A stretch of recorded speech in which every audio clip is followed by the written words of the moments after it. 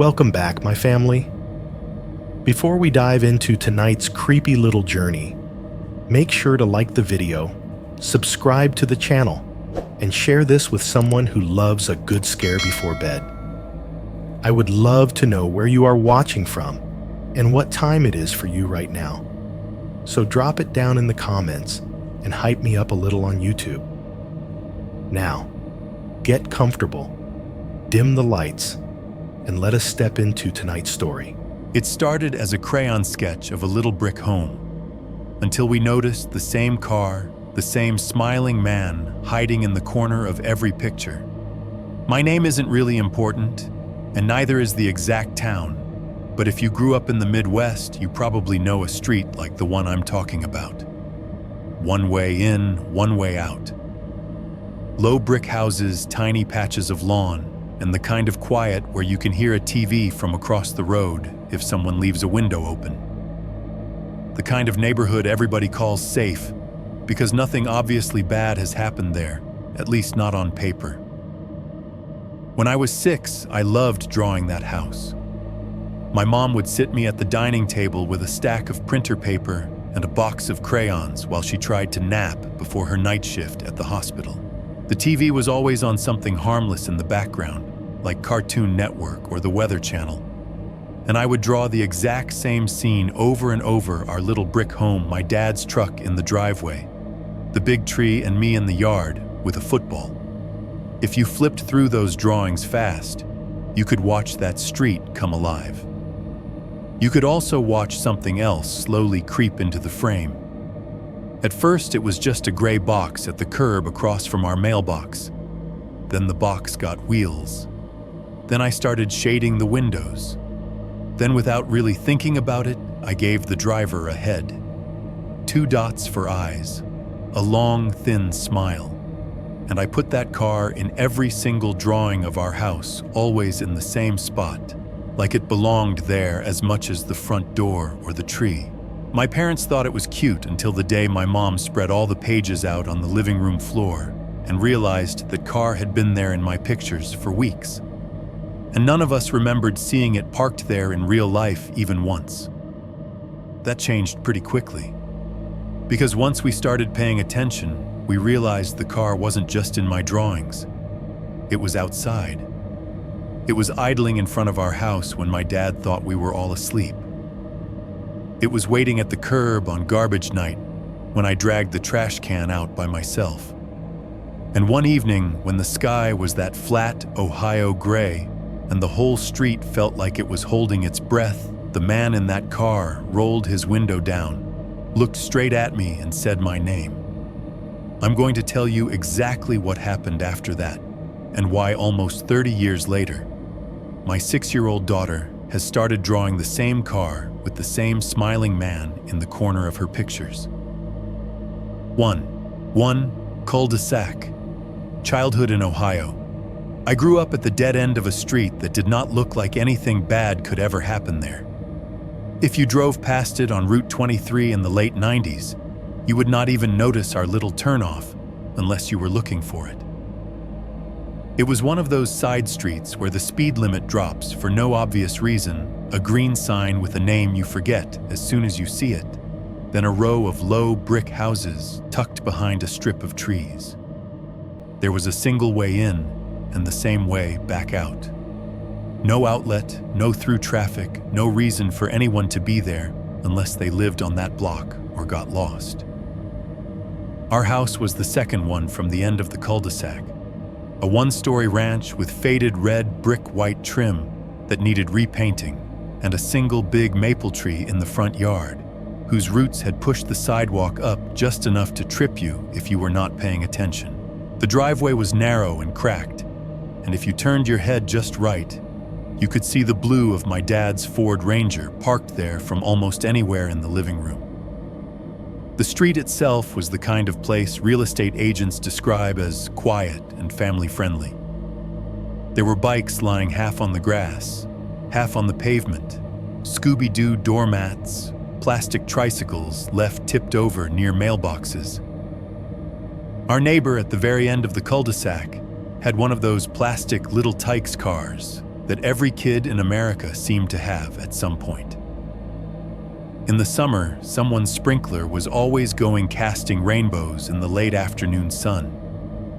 In the fall, you could hear the scratch of rakes on concrete and the soft rush of leaves being dragged into piles. Inside the house, the soundtrack almost never changed. My mom worked nights at Riverside Hospital, so the afternoons were her strange, half-lit mornings.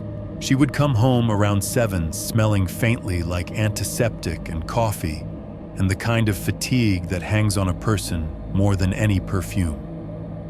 She would drop her keys in the ceramic dish by the door, kiss the top of my head if I was awake, and then collapse on the couch in her scrubs. Somebody would always turn on the Weather Channel or some talk show, anything with a steady murmur that could double as white noise. That hum, combined with the refrigerator in the kitchen, made a constant low bed of sound that I grew up thinking of as home. The fridge had this particular buzz that dipped down and then cut off with a soft click when the cycle ended. I learned that pattern without meaning to the way you learn where all the squeaky floorboards are. The TV would mumble about storm systems over the Midwest or traffic on I-70. Somewhere down the block, a lawnmower might start up its choppy roar, rising and falling like someone dragging a zipper. My dad worked days at a distribution warehouse and usually got home around the time my mom was getting ready to leave again. They would pass each other in the living room like actors swapping cues. He'd change out of his uniform, crack open a Bud Light, and settle into his recliner in front of ESPN. He had a way of letting the can rest on his stomach, barely holding it like it might float there if he fell asleep. Most nights he did. He was always just resting his eyes until my mom shook his shoulder and reminded him about the trash. He forgot garbage night more often than he remembered it.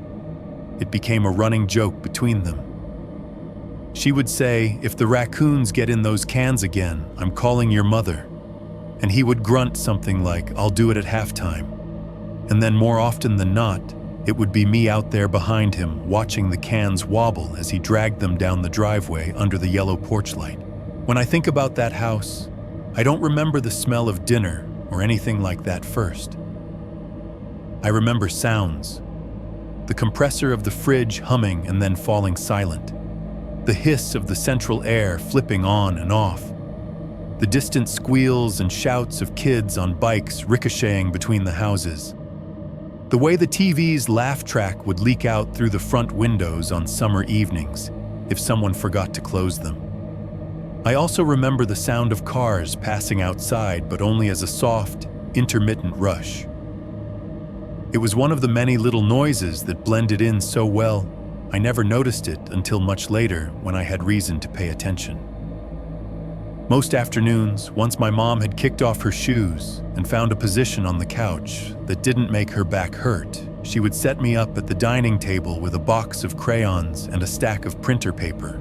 This was my main job at 6 years old: draw as much as possible, as quietly as possible, and let her get an hour or two of sleep before she had to put her scrubs back on and go save strangers. The table was pushed up near the window that looked out over our front yard. Sunlight would come in at an angle and turn the wood surface a warmer color. The chair creaked if I leaned too far back. I would dump the crayons out of their box and spread them in a rough rainbow blues and greens on one side, reds and oranges on the other, the blacks and grays and browns rolling off toward the edge. I drew the same scene over and over. Not because anyone told me to, but because it was what I knew. I would start with the straight line for the horizon, then the lumpy rectangle for the house. Red for the bricks. Yellow squares for the windows, filled in with vertical brown lines for the blinds. A little black rectangle for the door with a circle for the knob. Off to the side, I'd sketch the driveway and block in the shape of my dad's truck in blue, adding a pair of uneven gray circles for the wheels. Then I'd draw the tree. The tree was my favorite, a brown trunk that was always too skinny for the huge green cloud I put on top of it. I'd add a few stray leaves floating around tiny dabs of green. Finally, I'd place myself in the yard, a stick figure with a round head, spiky hair, 2 lines for arms and legs, a little line of a smile. Sometimes I'd put a football near my feet. Sometimes I'd draw my arms straight out like I was reaching for something. All of it sat on one side of the page. On the other side, I always drew the street. It started as just a gray strip, a long horizontal band at the bottom or middle of the paper, depending on how much sky I felt like coloring that day. I'd shade it lightly with the side of the crayon, making a rough texture that I thought looked like asphalt. Sometimes I added a yellow line down the middle, even though our real street didn't have one. In my head, streets were supposed to have those lines. That's how they looked on TV. For a while, that street was empty. It was just there as a border, a way to separate the safety of our front yard from everything else. Our mailbox was a short rectangle on a thin post. Behind it, nothing, just blank white. At 6, I did not think about why I kept drawing the house from the same angle or why I always made space for the street, even when I ran out of room for anything else. I did not think about the fact that I was mapping the one view I had of my world. The view from that dining room table looking out toward the front window, with my mom breathing softly on the couch and the TV muttering about storms 3 states away. I did not know yet what I was documenting every time I picked up a crayon. 1.2, the car that slipped into my drawings. I do not remember deciding to add the car. It was just there one day, the way some sounds in a house have always been there, even if you only notice them when they stop. I was sitting at the same dining table, same stack of printer paper, same box of crayons spilled everywhere. Outside the window, our maple tree was still mostly green, with just a few leaves starting to turn at the edges. My mom was half asleep on the couch, one arm over her eyes, the Weather Channel murmuring about a system moving across Indiana. The fridge in the kitchen was humming steadily, that background noise that filled all the gaps between the other sounds. On the paper, I had drawn our house again. Brick rectangle blue truck in the driveway, crooked tree stick figure me. I shaded in the lawn with lazy green strokes, then dragged the gray crayon across the bottom for the street. It was all muscle memory by then, but when I finished that strip of gray, I hesitated. The space on the far side of the street felt too empty. It is easy to say that now as an adult, but at the time it was just a feeling, a small itch behind my eyes. I stared at that blank space for a second, then pressed the tip of the gray crayon down again and drew a long, flat rectangle under the line that stood in for our mailbox. No windows, no wheels. Just a box where I knew somehow something should go. I did not show that drawing to anyone. I finished it, added a couple of clouds and a sun in the corner that looked more like a spiky orange eye, then set it aside and started another. House truck tree me. When I got to the street, my hand went to the same spot, gray strip, then another smaller rectangle across from our yard. After a few days, the rectangle started to change. I remember one afternoon picking up a darker gray and dragging it across the top half of the box, making a band for the windows. The first time I did it, the line was crooked. I frowned, erased it with my thumb, until the paper pilled up a little, then tried again. I pressed the crayon harder this time, filling in the top of the rectangle so it looked more like the way a real car reflected the sky. On another page, I added wheels, lopsided gray circles at the corners. One of them came out weird and oval-shaped, hanging off the bottom of the rectangle like it was broken.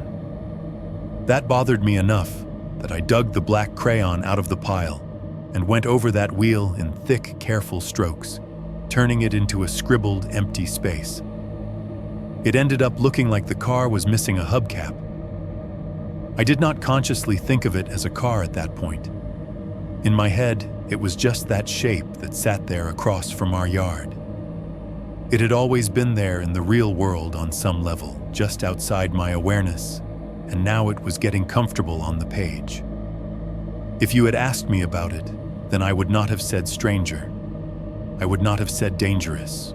I would have shrugged and said that car. The same way you would say that tree or that mailbox. It was just part of the street. What I do remember clearly is this sense, even as a kid, that leaving the street empty felt wrong. It felt like lying. The street wasn't empty. There was a car that always seemed to be there. So in my drawings, it started to always be there too. I added it almost without thinking. On some pages, I drew it small and far away, like it was shy. On others, I made it big enough that you could see the line where the windshield met the hood. I started giving it a slight angle, as if it had just parked or was about to pull away. Inside the house, the sounds stayed the same. The fridge hummed. The TV muttered. A sitcom laugh track sometimes bled in from the next channel when someone changed it and then changed it back. Somewhere down the hall, my dad would open and close drawers in his room, the wood sliding and bumping.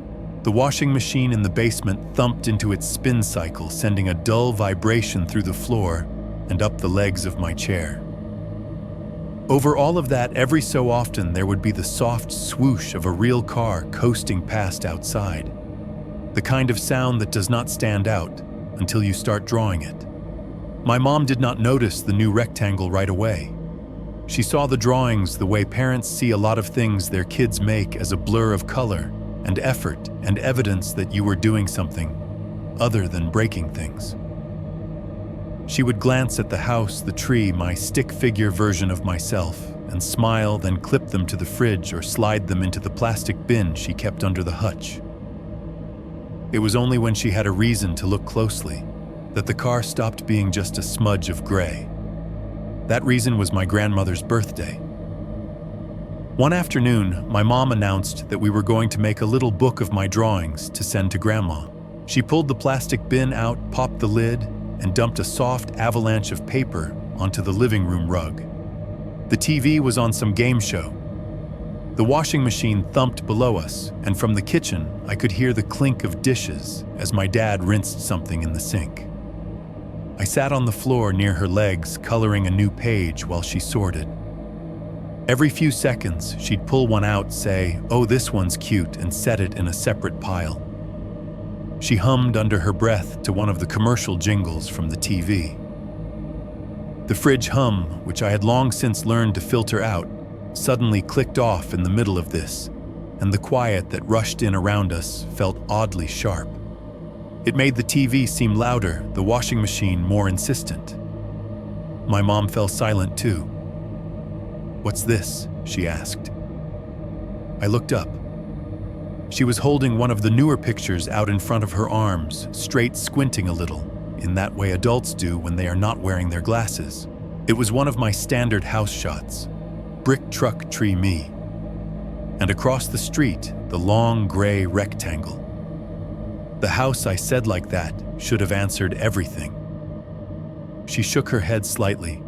Her finger tapped the paper right where the car was. "Know this." "Who's this?" I remember feeling confused by the question. "That's the car," I said. "Which car?" she asked. Her voice was still casual, but there was a new edge under it now, a small tightening. I pointed vaguely toward the front of the house, as if the car might be sitting there at that very moment. "The one that parks there," I said. She looked past me toward the front window, though from where she was on the floor, she couldn't see much. The TV cheered for someone winning a vacation. The washing machine clicked to a stop, and the sudden stillness from the basement matched the refrigerator's absence in a way I didn't understand then. "The one that parks there," she repeated quietly, mostly to herself. Her hands moved faster after that. She set that drawing aside and started flipping through others, pulling out any picture that had the street in it. One by one, she smoothed them on the carpet, lining them up. The TV laugh track turned tinny and far away in my memory of it now. What I remember most clearly is the soft whisper of paper against paper and the tiny snaps of static when the pages separated. In every picture she laid down, the house sat where it always did. The tree leaned in the same familiar direction. My stick figure self was in different places, closer to the door, farther in the yard, sometimes not there at all. And on the opposite side of the gray strip under the mailbox line, there was always that car. Sometimes just a box, sometimes with shaded windows, sometimes with the missing hubcap scribbled in. Always in the exact same spot. She did not say anything for a long moment. I watched her face instead of the drawings. Her mouth pressed into a thin line. Her eyes moved from one page to the next, like she was reading something written there that I could not see. Then she picked up one other drawing and frowned in a different way. This one had the same house, same truck, same tree. But the sky above them was not blank white. I had pressed a dark blue crayon across the top half of the page back and forth until my fingers hurt. In the window next to the front door, I had colored a square of yellow. The porch light above the steps glowed as a rough circle of pale, waxy color. And down on the street, under all that blue, the car sat in its usual place, solid and gray. It was the first time I had drawn it at night. Now, as an adult, that is the drawing my mind goes back to most often. The car in the same spot under a darker sky with our little rectangle of light across from it. At 6, it was just something I'd seen and copied. Back then, all I could have said was that it felt wrong to leave the street empty because it wasn't. My mom held that picture for a long time, long enough that the fridge eventually started humming again behind her, filling the silence with its old, familiar noise. 1.3. When the drawings tell a different story. My mom has this habit of writing dates on things. She would do it on the backs of photographs, on school forms, on sticky notes on the fridge. At some point, she started doing it on my drawings too. Just a quick scribble in blue pen in one corner, 9/18/98, 9/23/98, 10/2/98. Back then, I barely noticed. I thought she was just putting her mark on them the way I did with my crooked little A's. That afternoon on the living room floor, that habit turned my drawings into something else. Evidence. After staring at the nighttime picture with the yellow window and the blue sky, she flipped it over. I watched her eyes move as she read the date. Then she picked up one of the earlier ones, the ones where the street was still empty gray. She turned that over too. Another date. She made a small sound in her throat, not quite a word. What my dad called from the kitchen. The faucet was running. I could hear plates clinking together, the hollow bump of cabinet doors. Nothing she said automatically, though her eyes stayed on the page. The TV laughed at something nobody in the room was watching. The washing machine started a new cycle below us, a low rumble that made the floor feel less solid for a second. The fridge kept humming along, steady as ever. My mom shuffled the papers into a new stack. Instead of sorting by cute and less cute like she had been, she began grouping them by the scrawled dates on the back. She flipped each drawing over, glanced at the numbers, then laid them down in a loose line on the carpet. I could see the backs at first, just white with blue ink in the corner. She muttered the dates under her breath as she went the way people do when they're counting something they don't want to lose track of. 8, 11, 17, 20, 24. I abandoned my current drawing and crawled closer, curious. She didn't push me away. She just kept working, hands moving faster than her voice. When she finished, she had a sort of timeline stretched across the rug. She sat back on her heels and let out a long breath, like she had just lifted something heavy.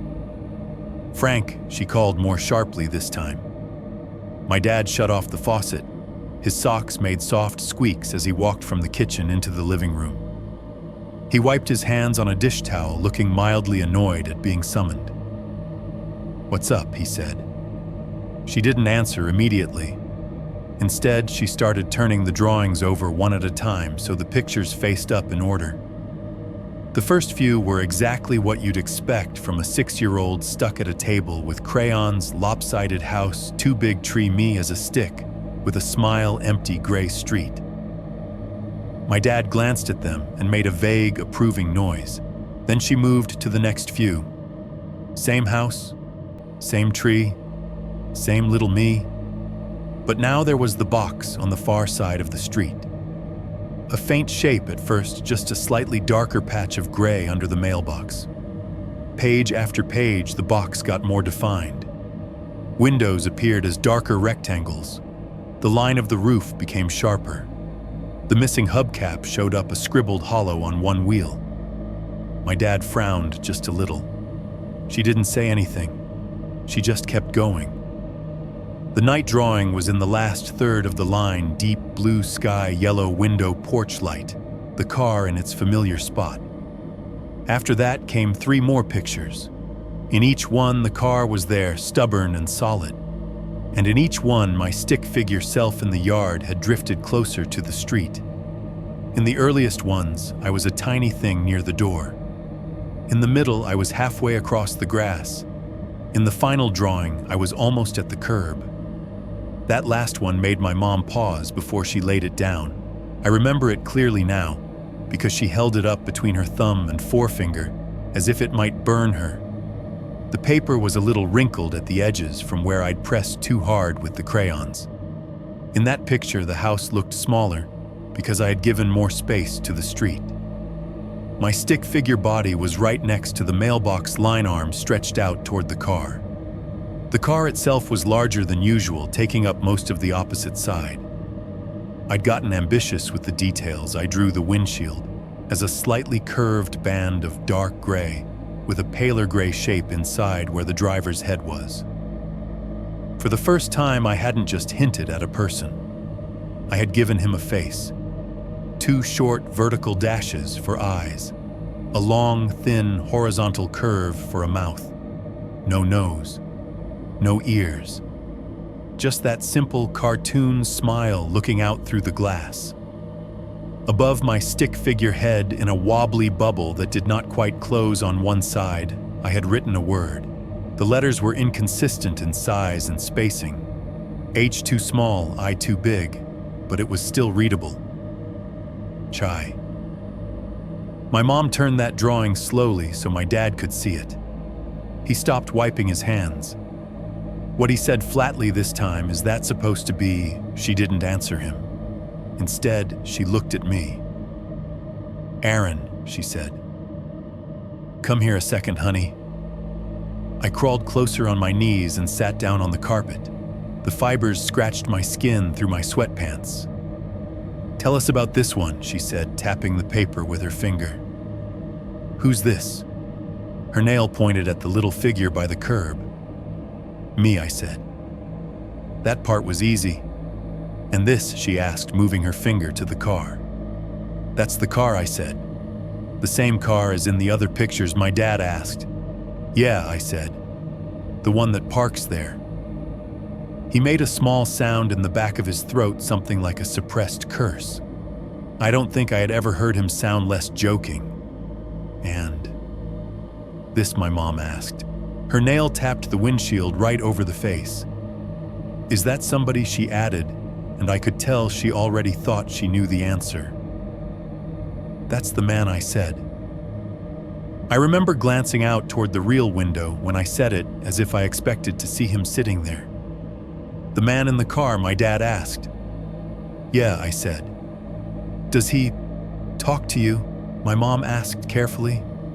I shook my head at first, and her shoulders relaxed a fraction. Then I frowned, thinking. "He waved," I said. He smiled. "Has he ever said anything?" she pressed.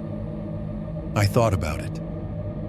There was that moment on the street when I had heard a voice, but in my memory, it was just noise wrapped around my name.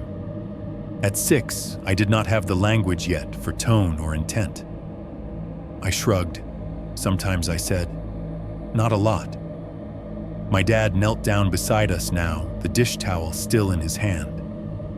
Up close, I could smell the dish soap on his skin. "When do you see this car?" he asked. "Morning after lunch." "At night all the time," I said, because that was how it felt. When I'm playing, when I get my ball. He exchanged a look with my mom. It was one of those looks adults think kids don't catch, where a whole argument flashes by in a second. "Have you seen it at night?" he asked. I nodded, more certain about that than anything else. "One time," I said, "when I got my football." My mom's voice sharpened. "What do you mean, when you got your football?" I stared at the drawing of the porch light. "I left it in the yard," I said. "You and Daddy were asleep.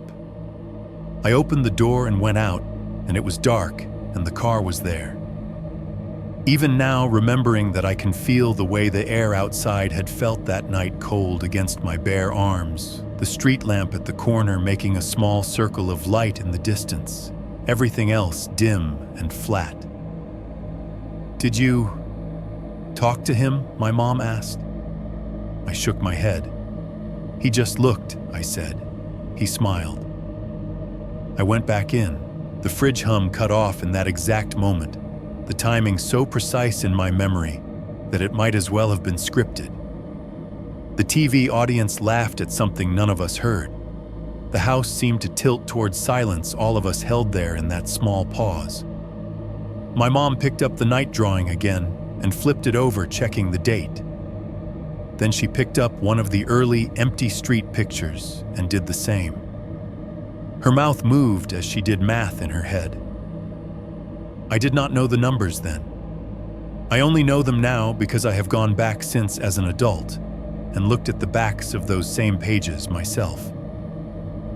By the dates she had written, the car appeared in my drawings at least 3 weeks before the first time I remember seeing it on the street. For almost a month on paper, that gray shape had been sitting under our mailbox line long before my conscious memory ever clicked into place and said, "There is a car out there, and it does not belong to anyone we know." At 6, I just watched my parents stare at the line of pictures like they were trying to read a language made out of crayons. At 32, looking back, I have had too much time to think about what that means. Either I noticed him long before I knew I had, and my hand told the truth before my mouth could, or the car was part of our street long before I knew enough to call it out. 2.12 Learning to watch my own street. After the afternoon with the drawings on the carpet, the air in our house changed in a way I didn't have words for at 6 years old. Nobody made any big speeches. My parents didn't sit me down for a stranger danger talk with diagrams and rules. It was more like the way a storm rolls in slowly over flat land. The light shifts first, then the wind, then you notice the clouds. The first cloud was my dad and the living room window. Before all of this, his usual position after work was locked into place, recliner remote in one hand, beer in the other, ESPN filling the room with voices talking about teams I didn't understand. He would glance at the front window only if something loud happened outside, like a neighbor's kid wiping out on a bike. After the drawing incident, his gaze started going there more often. He didn't stop watching TV, but the shape of his attention bent. I'd see him lean back, eyes on the screen, then flick them toward the window for a second, then back again. If he got up for another beer, he would pause behind the curtains just enough to make a faint plastic rustle and peek through. The second cloud was my mom's notepad. It appeared on the kitchen counter next to the phone one morning, a small spiral-bound pad with a pen tucked into the spiral. She used to only keep grocery lists, their numbers for the dentist reminders like "call school about picture day," written in rushed all caps. Now there was a new heading on the top sheet, "Cars." Underneath it, in her neat nurse handwriting, she wrote the date and a description, 4-door white dent on back bumper, maybe Mrs. Collins's nephew. Later, there were entries like silver SUV and red pickup, loud muffler, neighbor's friend. She had never done that before. My instructions were simple and repeated enough times that they finally stuck. If I saw the car with the gray body and the missing hubcap and the man inside, I was supposed to call them. Not wave, not ignore it. Call. "Aaron, you see that car, you come get me," my mom said more than once. "Right away, okay. Don't stand there staring. Don't go near the street." "Right away," I repeated dutifully, because at that age there is nothing more serious than using the right words in front of your parents. The thing about telling a kid to watch for something is that they start watching for it even when they don't want to. I saw cars everywhere after that, on TV, on billboards, in the picture books at school. Every rectangle on wheels became suspect. I would sit on the couch or on the floor and stare at the slice of street visible through the front window, waiting for gray. Sometimes it felt like I could bring it into existence by thinking about it too hard. For a few days, nothing happened. No long silver sedan with a missing hubcap took its place under our mailbox line. The street went on being a strip of sun-faded asphalt with random Fords and Chevys rolling past to the cul-de-sac and back. My parents relaxed a little. My mom started skipping days in the notepad. I almost started to believe I had turned an ordinary car into a monster with my crayons. Then one afternoon, I was lying on the living room carpet watching Cartoon Network. The TV was playing something loud and frantic, a coyote chasing a bird off a cliff, or a cat chasing a mouse with a frying pan. I had my chin propped on my hands, my feet kicking lazily in the air behind me. My mom was in the kitchen rinsing dishes, cabinets opening and closing. The sink kept up a steady rush. The smell of dish soap drifted into the living room. The fridge hummed. Outside, the late-day sun came in at an angle through the front window, making a bright rectangle on the far wall. I was not thinking about the car. I was thinking about how the cartoon characters' eyes popped out of their head when they were surprised, and whether it hurt, and whether my eyes would ever do that. Then, as if someone changed the channel on the world outside, the sunlight on the wall dimmed. The sound of an engine rolled into the mix, soft at first, just a shift in the air. It was not like when someone sped down the street. It did not rise and fall quickly. It was a slow approach, the kind of low murmur you feel in your chest, more than you hear in your ears. I lifted my head a little higher, eyes sliding from the TV screen to the window. A car was gliding past. It was the color of old coins. Not shiny silver, just dull and tired. The long body fit neatly into the frame of the window as it moved like I had drawn it there. I could see the side profile, 4 doors, thin black trim, a faint rust bubble near the rear wheel well. The hubcap on the front wheel closest to me was missing, just as I'd drawn it, a dark, empty circle where it should have been. The car rolled all the way to the end of the street and disappeared for a moment, into the blind spot where the window frame ended, and the world continued without our permission. I held my breath without meaning to listening. The engine noise dipped and turned around at the cul-de-sac. A second later, the car came back into view, slower this time. I could see more now, the slice of windshield, the faint reflection of the houses across from ours, the dark interior. The driver's side window was up, tinting the inside a couple of shades darker. The dashboard glowed dimly with instrument lights, even though it was still bright outside. As the car eased in front of our house, its speed dropped to almost nothing. The wheels still turned, but just barely. The front of the car aligned with our mailbox, then our front walk, then the window where I was. That was when I saw him. He was exactly the kind of man you wouldn't remember if you saw him in line at a grocery store. Late 40s, maybe. Thin hair combed back like he still used the same cheap gel he'd used in high school. His skin was pale and soft-looking, the kind of face that has never had to do hard work outside. No beard, no mustache, no glasses.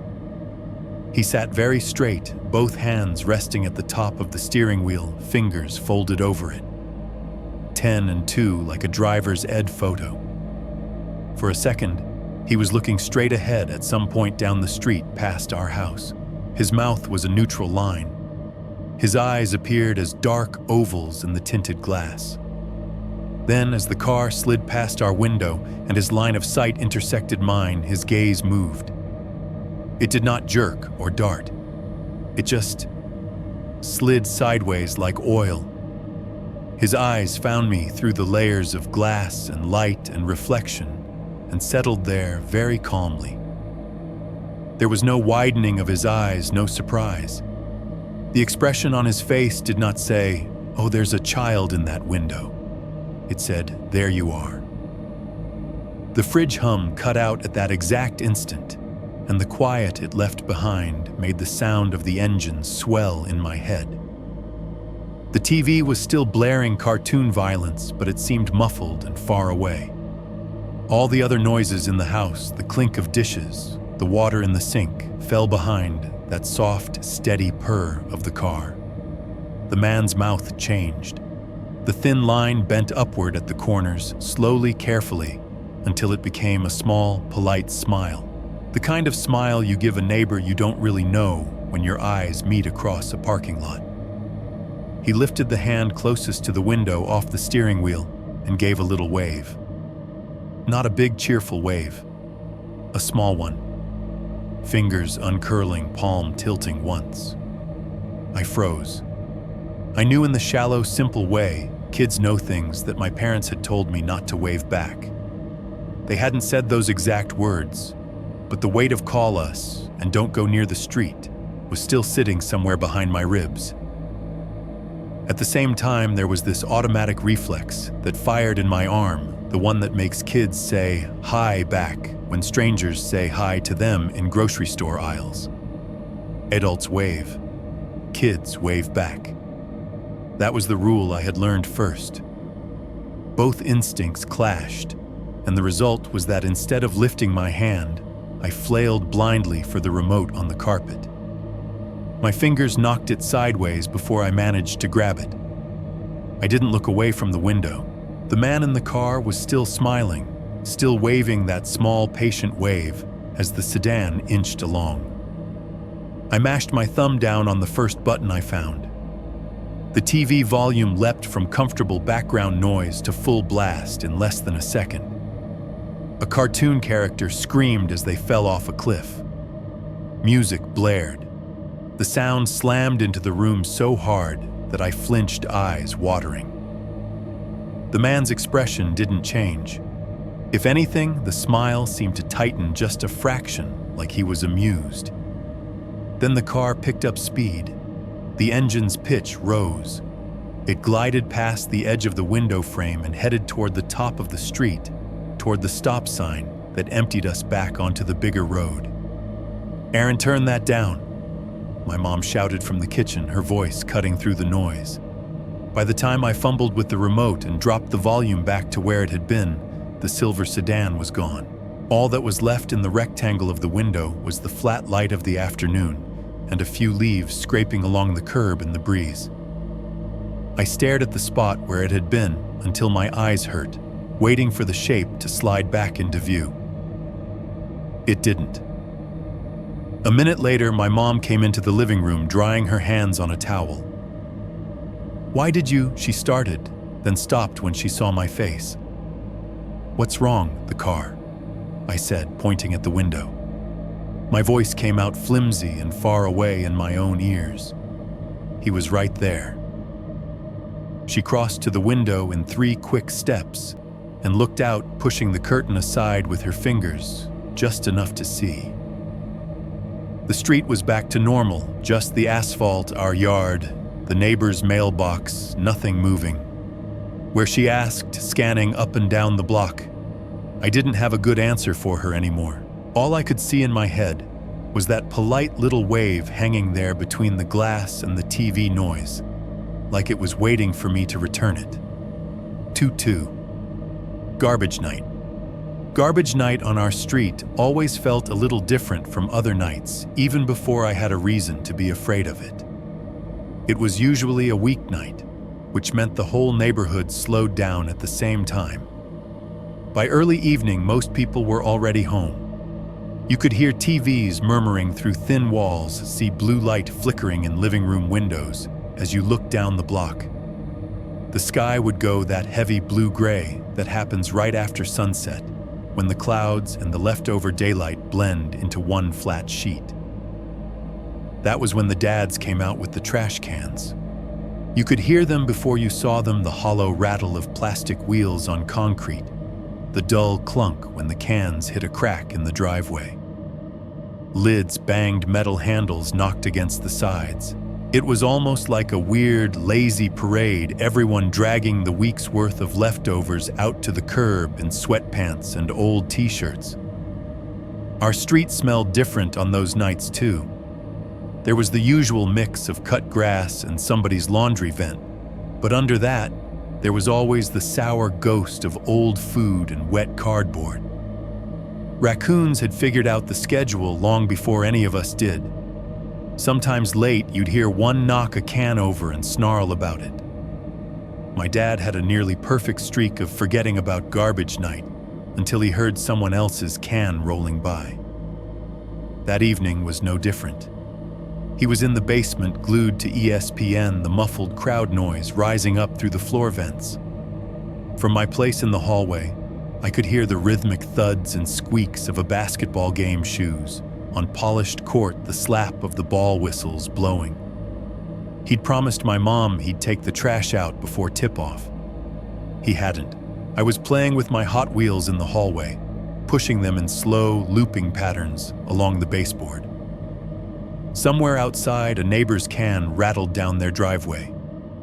The sound came through the front door as a faint rolling thunder, then stopped with a bump.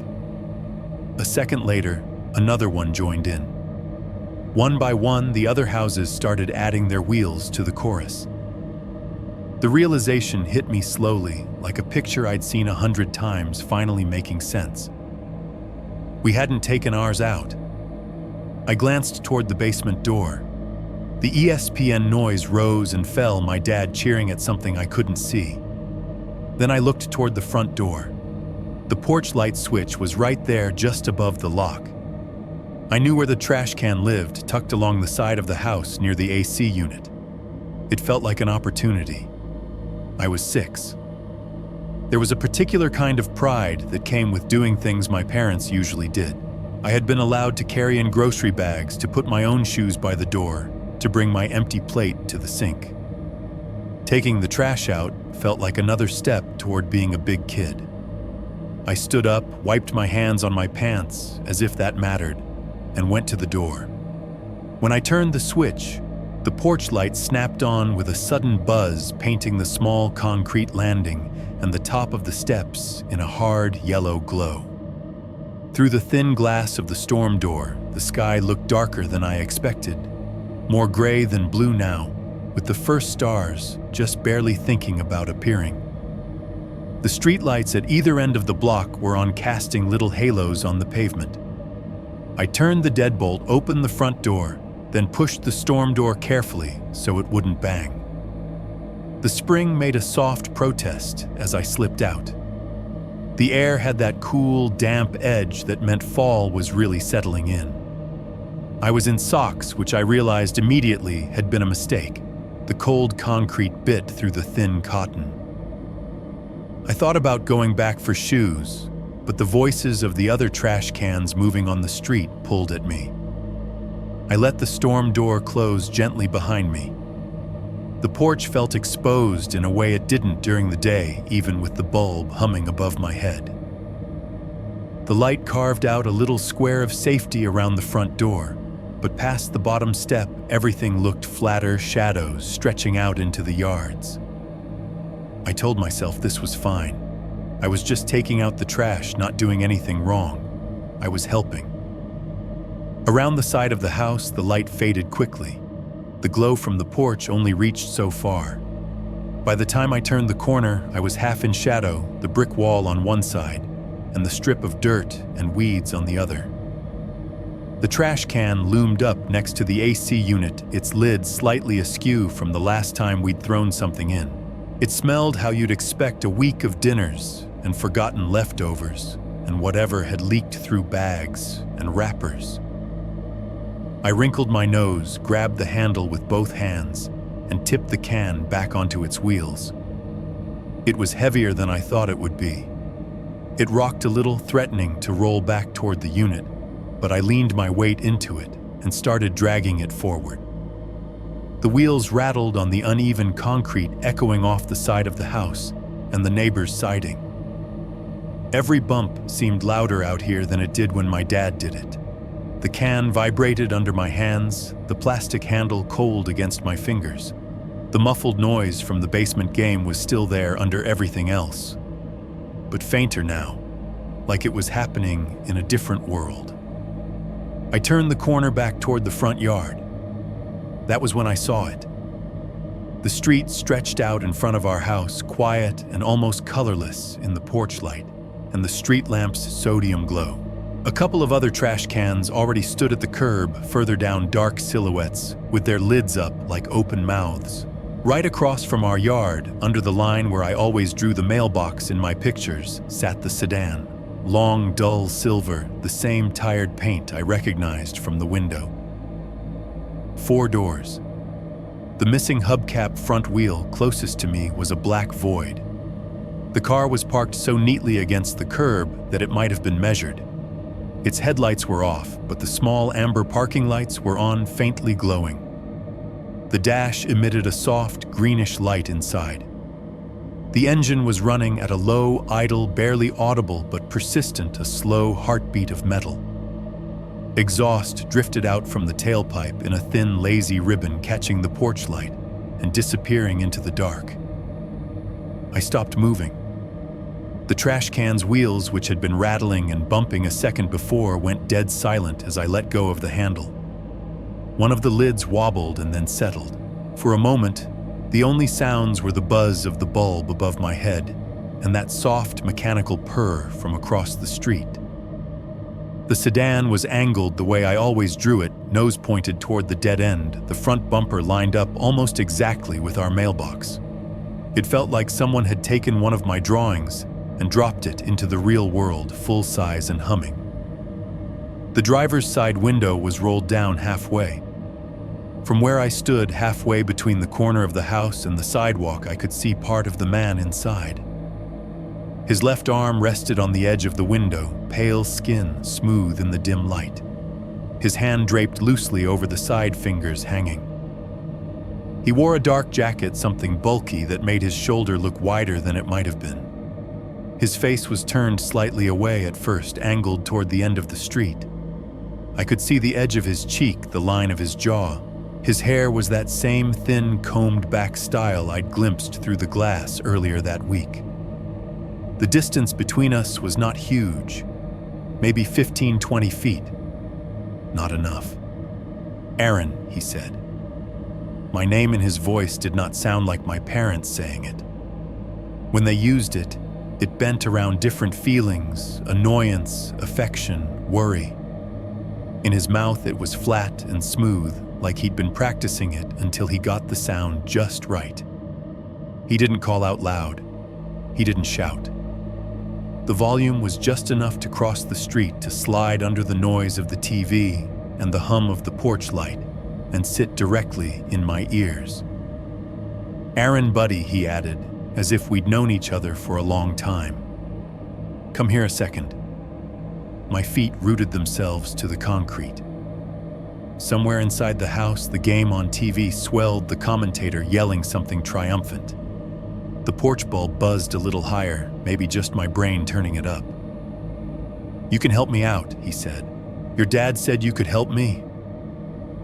That was the first lie I'm sure I ever heard directed at me. At 6 years old, I did not have a lot of experience detecting lies, but even then, something about those words rang wrong in a way I felt in my chest. My dad did not talk to other people like that. He didn't trade favors with strangers in cars. He barely talked to neighbors unless they knocked on the door first. Behind my fear, another thought edged in. I wasn't supposed to be outside by myself. If my parents came to the door and saw me there, they might be mad. I had wanted to be helpful. Now I had broken a rule. The two feelings collided inside me, fear of the man and fear of getting in trouble, and they didn't cancel each other out. They tangled. I tried to speak and nothing came out. My mouth was dry. My fingers, still half curled where they'd been gripping the trash can handle, twitched. I did the smallest thing my body would let me do. I took a tiny step backward. 2, 3, running back to the light. For a heartbeat. Nothing moved. The car idled, the porch light buzzed, the trash can stood at my side like an awkward witness. The air between me and the half-open driver's window felt hard and thin like glass, even though there was none. The man's eyes were on me. I could feel it more than I could see it. My tiny step backward hadn't done anything except prove to both of us that my legs still worked. Then, from inside the house, a toilet flushed. The sound slammed into the quiet of the street like a sudden clap. Water roared through the pipes in the wall next to the front door. It was an ordinary noise, a completely harmless piece of plumbing, but out there on the dark concrete, it sounded huge. It reminded me abruptly that the house was not empty, that there were other people on my side of the door. The man's gaze flicked past me toward the house. His head turned just a little, cheek shifting in the glow of the porch light. The smile that had been stretching his mouth softened, then flattened. For a second, he wasn't the polite neighbor at the wheel anymore. He was calculating something, doing a quiet math with variables I didn't understand. How far I was from the curb, how loud I might scream, how quickly someone could get to the door. Then his eyes came back to me and the smile reappeared, thinner than before. Now he said, just that. One word heavier than the rest of the sentence had been. Nobody this time, no, your dad said before it. Just a simple command pressed into the space between us. It was enough to snap whatever fragile thread was holding me in place. The rule about not getting in trouble, about not going out alone, evaporated. The only rule that mattered now was get away. My body made the decision before my brain finished it. I spun around so fast my socks slid on the concrete. For a terrifying moment, my feet almost went out from under me. My shoulder hit the wall, scraping my cheek against the rough brick, and then I was running. The porch light flared at the edge of my vision as I stumbled up the steps, hands slapping against the railing, breath punching out in little panicked bursts. The trash can stayed where I'd dropped it, half tilted one wheel barely on the walkway. I didn't look back. I hit the storm door too hard. It bounced against its hinges with a metallic crack, then snapped back toward me. For a second, I was wedged between it and the wooden front door, my fingers clawing for the handle heart, banging hard enough that I could hear it in my ears. Dad. I screamed, finally finding my voice. It came out high and cracked.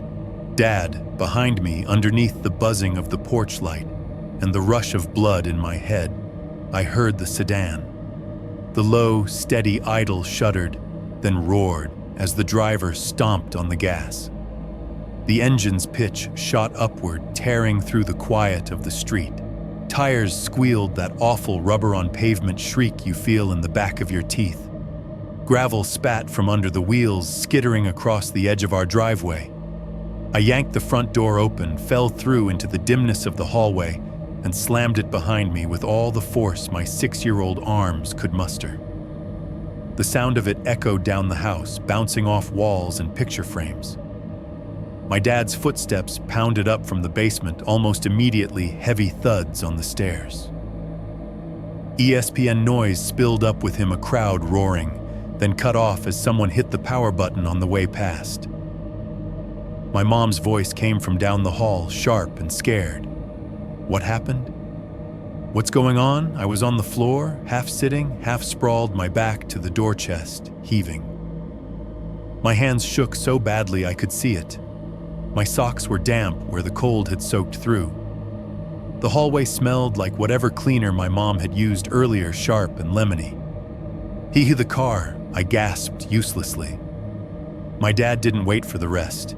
He yanked the door back open barefoot and bolted out onto the porch in his t-shirt and sweatpants. From the hallway, I could see the slice of the street framed by the doorway and the storm door. The porch light painted him in harsh yellow as he hit the top step and looked left, then right. His shoulders were tight fists balled at his sides. All he caught of the sedan was the end of it, the red of its taillights flaring as it shot up toward the stop sign at the top of the street. The engine's roar was already fading, swallowed by the distance and the spaces between houses. It did not slow. It did not hesitate.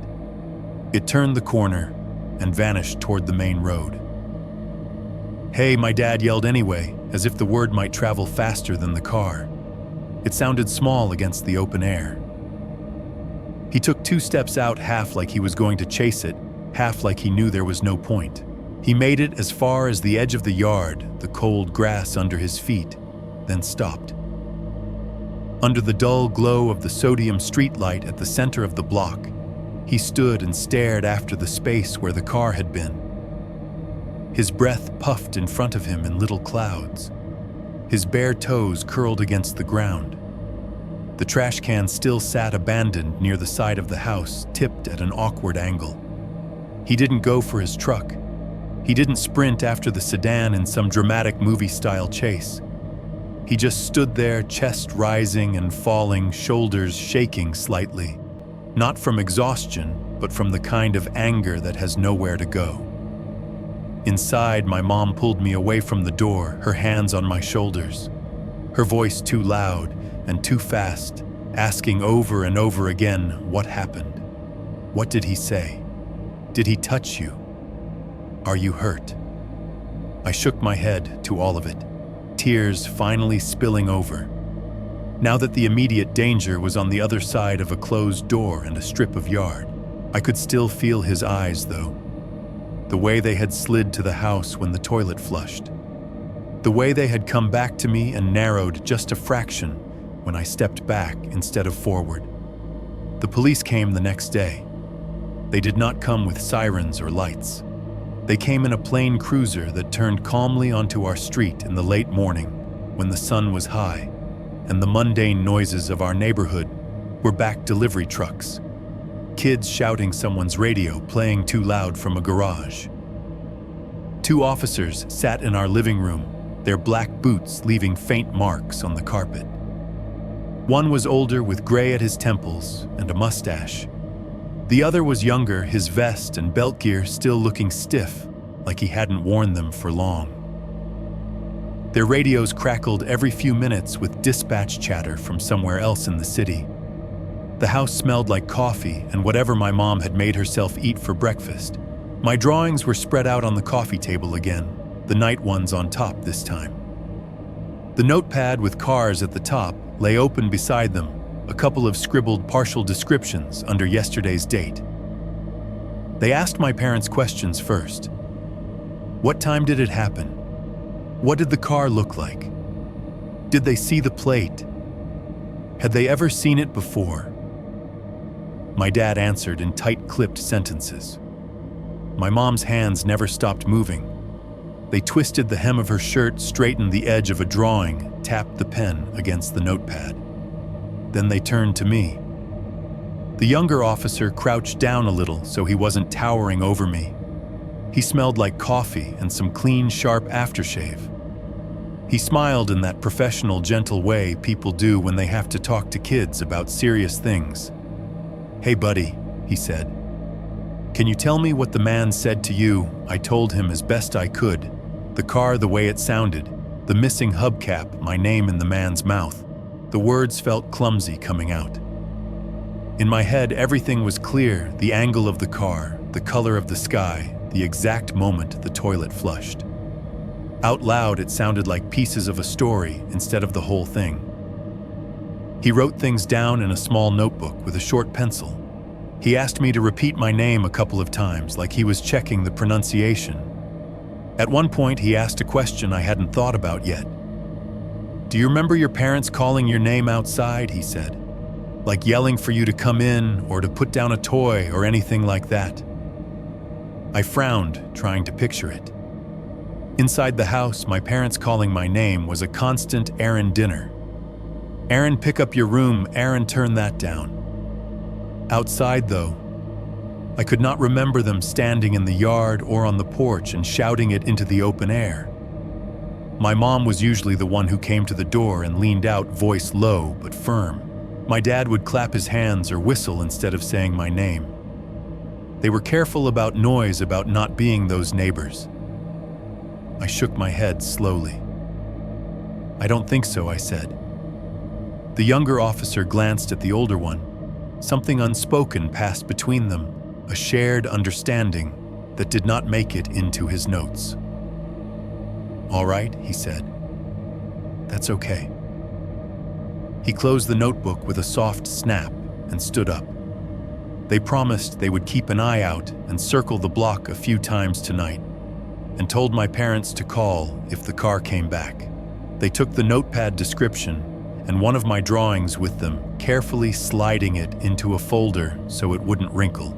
When the front door shut behind them and their radios faded down the street, the house felt too quiet again. At 6, I thought the strangest part was that the man knew my name at all. As an adult telling you this now, that's the part that still sticks. He had not heard my parents shout it across the yard. He had not introduced himself and asked. Either he had sat there in that car listening through our walls and windows until he caught it in passing, or he had been listening a lot longer than that night on the curb. 3.1 to 1. The move that was supposed to fix it. We did not move because of the car. If you had asked my parents back then, they would have told you we moved because my dad got a better job across town, closer to the warehouse's new location, with more hours and better benefits. That was the line they used with neighbors, with relatives on the phone, and eventually with me. It sounded solid, responsible, adult. But they didn't start talking about that new job until after the night the man in the sedan said my name. The months between garbage night and the move blurred into a series of precautions I only half understood. My parents closed the blinds earlier in the evenings. The porch light came on before the sun was fully down. My mom's notepad on the counter filled up with more entries than grocery lists now. All caps scribbles about "make sure back door locked and call Frank about security sign and silver sedan, 2:17 p.m. The police cruisers did their promised slow loops around our block for a while. Sometimes I'd see one roll past its presence, a reminder that adults were taking this seriously, even if nobody could catch what we were afraid of. Eventually, they stopped coming by unless someone called. The car itself didn't show up as often. Or maybe it did, and my parents caught it before I did. A few times I'd come into the living room and find my dad standing at the window with the curtain pulled back just an inch, his jaw tight, the TV behind him on mute. By the time I reached his side, the street would be empty again. He always told me he was just checking the weather. Then, one Saturday morning, when the trees in the yards had only just started to green again, cardboard boxes began to appear in the living room. At first they were collapsed and stacked against the wall. My mom brought them home from the hospital, I think big ones that had held supplies. She and my dad spent an entire afternoon turning them into open cubes, the sound of packing tape ripping across cardboard filling the house. Each strip ended with a sharp flap as they smoothed it down over the seams. Our furniture started to scrape across the floors in slow, reluctant inches. The bookcase moved, leaving a lighter rectangle on the wall behind it. The couch shifted, revealing a graveyard of lost items underneath Lego heads, pen caps, a single sock. My bed disappeared under a layer of neatly folded clothes, then re-emerged in a different position in my room as my mom made it easier for the movers. The house began to feel like a mouth already half emptied of its teeth. The plastic bin that held my drawings sat under the hutch in the dining room longer than anything else. Everything else got disturbed, restacked, or labeled. The bin just sat there, lid snapped on like it was waiting for permission to move. Every time I got my crayons out, I would glance at it and feel a strange mix of relief and dread. As long as it was in the same place, maybe we were too. One evening, when most of the pictures had been taken off the walls and the living room echoed more than it used to, I watched my mom finally drag the bin out. She set it on the dining table, popped the lid, and stared down at the layers of paper inside. I stood in the doorway holding a half-packed box of my own toys and watched her face. I couldn't read all of what was in it then, but I recognized some of it now: grief, fear, and the kind of nostalgia you feel while you're still standing in the place you're about to miss. She didn't flip through the drawings this time. She just closed the lid again with a firm click, pulled a roll of tape from her back pocket, and wound it around the edges in an X. The sound of it tearing off was louder than it should have been in the emptying room. She picked up a marker and wrote Aaron's stuff across the top in large, dark letters. Later, I saw my dad carry that bin out to the garage with the other boxes. He handled it more carefully than some of the bigger ones, even though it was light enough to lift with one hand. He set it near the front, close to where the movers would grab things first. At 6, I didn't understand exactly when the decision to move had been made. I just knew that the words "new house" started appearing in conversations that had nothing to do with cardboard. They talked in the kitchen late at night when they thought I was asleep. Their voices drifted down the hallway and under my bedroom door in pieces. My mom's voice was tight and tired. My dad's had an edge to it, like every sentence was the start of an argument he wasn't sure he wanted to finish. "I just don't like him knowing where we sleep," my mom said once, the words clear as if she'd been standing by my bed. "We can't move just because of some creep," my dad muttered back. "We're not running. I've got time in at the job." "We've got, then call it about the job," she cut in. "Call it whatever you want. I'm not staying where he can sit out there and watch our son walk out the front door." There was a long silence after that, broken only by the fridge kicking on and the faint hiss of the vent above the stove. When my dad finally spoke again, his voice was lower. "They got a spot opening at the other warehouse," he said, "on the other side of town. More money, then take it," my mom said. "We'll tell people that's why. We'll tell ourselves that's why." A week later, boxes were labeled not just with Aaron's stuff, but with kitchen, bathroom, master bed, living room. A date got circled on the calendar in red. The real estate sign went up in front of the house, a white post with a hanging rectangle that squeaked quietly when the wind moved it. The day the movers came, the house stopped being ours in stages. Men I didn't know carried our furniture out the door, their boots making hollow thuds on the floorboards. They spoke in short, practical bursts to each other. "Careful with that, watch the corner. Where's this going?" Their voices bouncing around the bare walls. The TV came down last, leaving a dusty outline on the stand where it had sat for years. Without the couch and the shelves and the decorations, the living room sounded different. Every sound came back at you, a little delayed, a little distorted. My footsteps on the hardwood made a full, round echo that I'd never heard before. The hum of the fridge, now exposed without the clutter of magnets on its door and cereal boxes on top, seemed louder and farther away at the same time. Outside, the engine of the moving truck rattled and coughed. The big diesel idle thrummed through the windows, a deeper, rougher version of the low purr I'd come to dread. The truck sat in front of our house like a giant version of the other vehicle that had haunted our curb, only this one had our name on its paperwork. My room went last. My bed, my dresser, the little shelf with my books, all of it got dismantled and carried out. When the movers were done, I stood in the doorway and looked at the walls where my posters had been. Faint rectangles of unfaded paint showed where things had once hung. The window looked bigger than I remembered without the curtains. My mom walked through each room with a roll of blue painter's tape, sticking little squares on anything that still needed attention.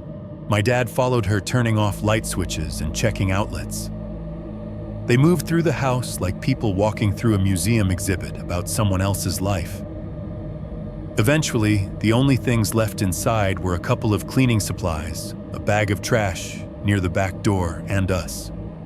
"Say goodbye," my mom said gently, her hand on my shoulder. She meant it half as a joke, half as something else. I looked around the living room one more time. Without furniture, it didn't look like the place I'd known. The spot where my dad's recliner had always sat was just another stretch of floor. The corner where my mom's nap indent had existed on the couch was gone.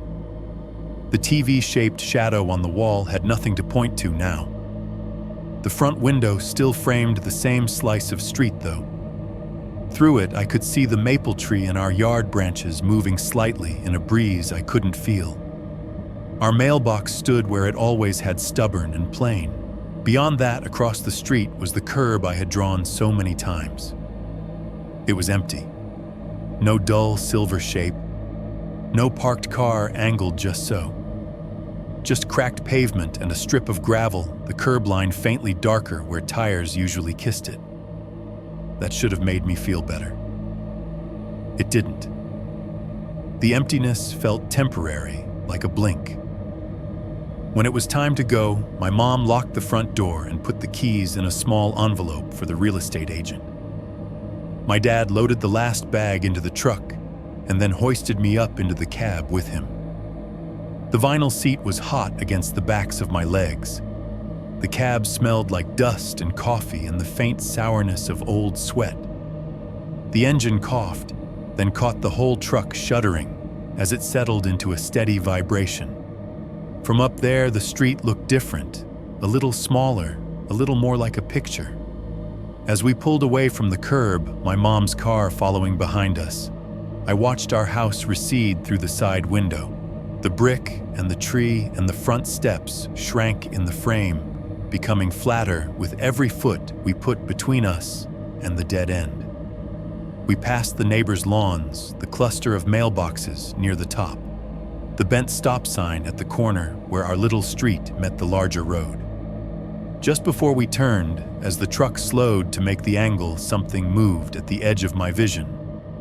Up toward the corner, half hidden behind a parked pickup and the real estate sign for another house. I thought I saw a long gray shape tucked along the curb. Not close enough to make out details, just a suggestion of a car, the kind of outline my crayons would have made if someone dragged them once lightly across the paper. I pressed my forehead to the glass, trying to get a better look, but the truck was already turning. The world outside the window spun, the trees and houses sliding out of view, replaced by the wider road and a line of traffic heading somewhere else. By the time we straightened out and picked up speed, whatever I had seen or thought I'd seen was gone. I told myself it had probably been nothing. Another car, a trick of the angle, a reflection. That was the story my parents were trying very hard to sell themselves, and it was easier to buy it if I didn't ask for a closer inspection.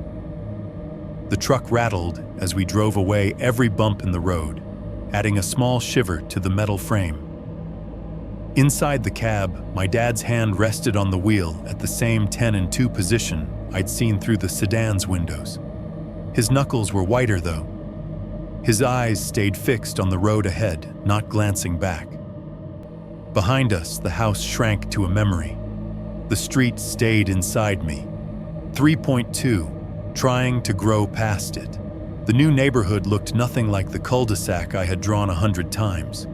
Instead of a dead-end street tucked away from everything, we moved to a place off a busier road, the kind with painted lines and actual traffic. Our new house sat halfway down a long block, with sidewalks on both sides, and a constant flow of cars humming past. The houses were taller here, some with 2 stories and porches that faced the street like rows of watching faces. The first night we slept there, I lay in my new bedroom, staring at unfamiliar shadows on unfamiliar walls, and listened. The sounds were all wrong. Back on the old street, the quiet had been the base layer with occasional noises laid on top lawnmowers, kids yelling the rise and fall of a single car passing through. Here the noise never really stopped. Even late at night, there was always the soft whoosh of cars on the main road, the distant rumble of a bus, the occasional honk when someone got impatient at the light. Inside the house, even the fridge sounded different.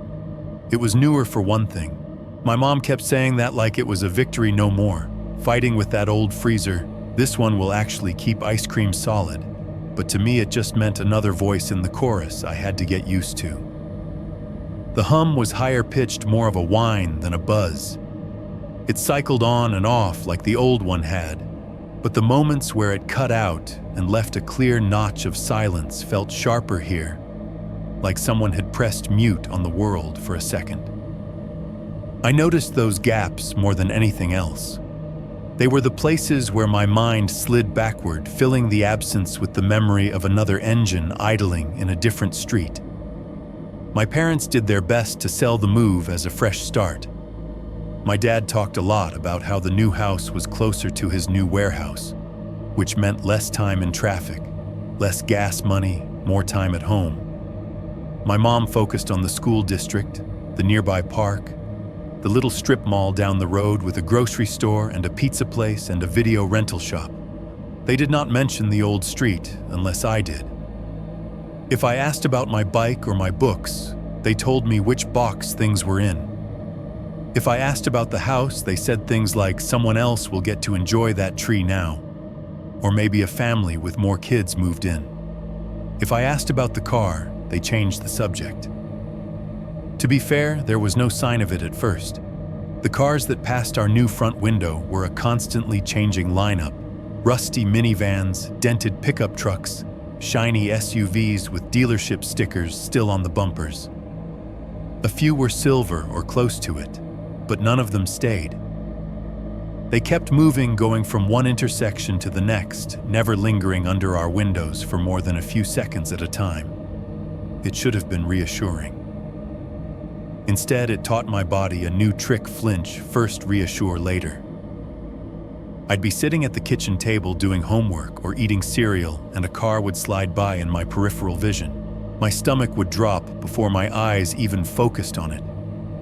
Heart up in my throat, muscles tensing.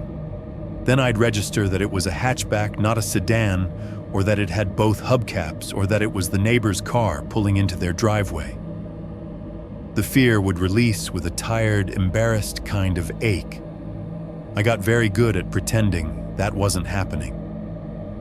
At school, no one knew anything about what had happened on the old street. To them, I was just the new kid from across town. The worst thing anyone suspected about me was that I might not know the answer when the teacher called on me, or that I might be bad at kickball. The school itself was bigger and louder than my old one. The hallways were long tunnels of lockers and fluorescent lights, with kids packed in so tight between classes that it felt like a slow-moving river. The sound was constant: locker doors, slamming backpacks, zipping sneakers, squeaking voices bouncing off tile and metal and cinder block. It was the kind of noise that can make you feel both anonymous and exposed at the same time. Outside, the buses lined up in 2 neat rows each afternoon, engines idling while teachers with reflective vests waved kids toward the right ones. The air in the loading zone tasted like exhaust and hot asphalt. Kids played tag in between adults' legs. Someone always dropped a book. Someone else always yelled for them to hurry up. Anytime a dull gray sedan pulled into view at the edge of the parking lot, that old reflex kicked in. My eyes tracked it automatically until it either turned away or revealed itself as being attached to someone's parent, waving enthusiastically from behind the steering wheel. Most days, it was nothing. The world offered up ordinary explanations over and over again, like a teacher patiently re-explaining an answer. See, not every car is that car. Not every engine is that engine. The logical part of my brain took notes, nodded, tried to move on. The rest of me stayed braced. I didn't tell anyone at school about what had happened. For a while, I didn't even tell myself the whole story straight. In the way kids do, I pushed the worst parts into the corners of my mind and smoothed a more manageable version over the top. We moved because Dad got a better job. There was a weird guy on our old street. The police checked it out. Nothing happened. The end. My parents helped that simplification along. As the years went on, they started referring to it as that crazy thing when you were 6. My mom would say it with a small, shaken laugh, like she was forcing herself to find the humor in it. Remember that crazy thing with that car? My dad would roll his eyes and tell a slightly exaggerated version around relatives, as if it were a bizarre anecdote. Yeah, this guy was hanging around real creep, scared the hell out of us. We moved soon after anyway for work. The rough edges got sanded off in the retelling. The way my name had sounded in the man's mouth. The exact angle of the sedan at the curb. The trash can lying abandoned by the side of the house. Those details stayed in my head, but they didn't make it into the official family story. By the time I was a teenager, the memory had settled into something else, a private horror that occasionally got treated like a campfire tale. The first time I told it outside my family was in high school at a sleepover at a friend's house. It was late, we were all on the floor in sleeping bags, the TV flickering in the corner with some horror movie none of us were really paying attention to. Someone suggested we tell true, scary stories, and most of what followed were things everyone had heard already. The hitchhiker legend Bloody Mary in the bathroom mirror, that one about someone hiding in the back seat of a car. When it was my turn, I started talking without planning to. I described the old house, the cul-de-sac, the drawings, the car. I hit the easy beats, the missing hubcap, the polite wave through the window, the way he said my name on garbage night. I didn't describe the way my lungs had burned when I ran for the door, or the exact tone of my parents' voices when they thought I couldn't hear them arguing about leaving. I gave them the PG-13 version. By the time I finished, a couple of my friends were wide-eyed blankets pulled up to their chins. One of them swore and said, "Dude, if that happened to me, I would never sleep again." Another laughed nervously and said, "That sounds like a movie, like she wasn't sure whether to believe me." Nobody suggested calling the police years after the fact. Nobody asked if I thought the man had followed us. They folded the story up and put it in the same mental drawer as the urban legends we'd just been trading, wild, creepy, and safely distant. I pretended that was what it was, too. In college, the story came out one more time in a different circle late at night, in a dorm common room when everyone was exhausted and a little drunk. A girl I barely knew told a story about a man who used to stand at the end of her driveway when she was a kid, just standing there and staring at her house. She said he might have been harmless, a neighbor with dementia, but it still freaked her out. The whole room laughed uneasily. When it got to me, I told the sedan story again, shorter this time, the edges sanded down even more. They laughed in the right places, winced at the right ones. Somebody made a joke about stranger danger. Someone else compared it to a creepypasta they'd read online. Even as they reacted, a part of me stood back and watched myself listening to how I told it. I noticed how my voice flattened when I mentioned the man saying my name, like I'd decided somewhere along the way that I wasn't going to let that part tremble. I noticed how I sped past the detail about him waiting outside at night. Because if I lingered there too long, my own chest tightened. I told myself I was growing past it. That's what you're supposed to do with things from when you were 6, outgrow them. Turn them into stories you can drag out at parties. Say, yeah, I was a weird kid, or crazy, right? And let everyone nod and move on to talking about classes and roommates and who was hooking up with whom. In the new house, in my own apartments, later, the sounds shifted around me again and again. Different fridges with different hums, different HVAC systems kicking on and off, different patterns of neighborhood traffic city noise instead of suburban quiet sirens instead of sprinklers. But one thing stayed the same.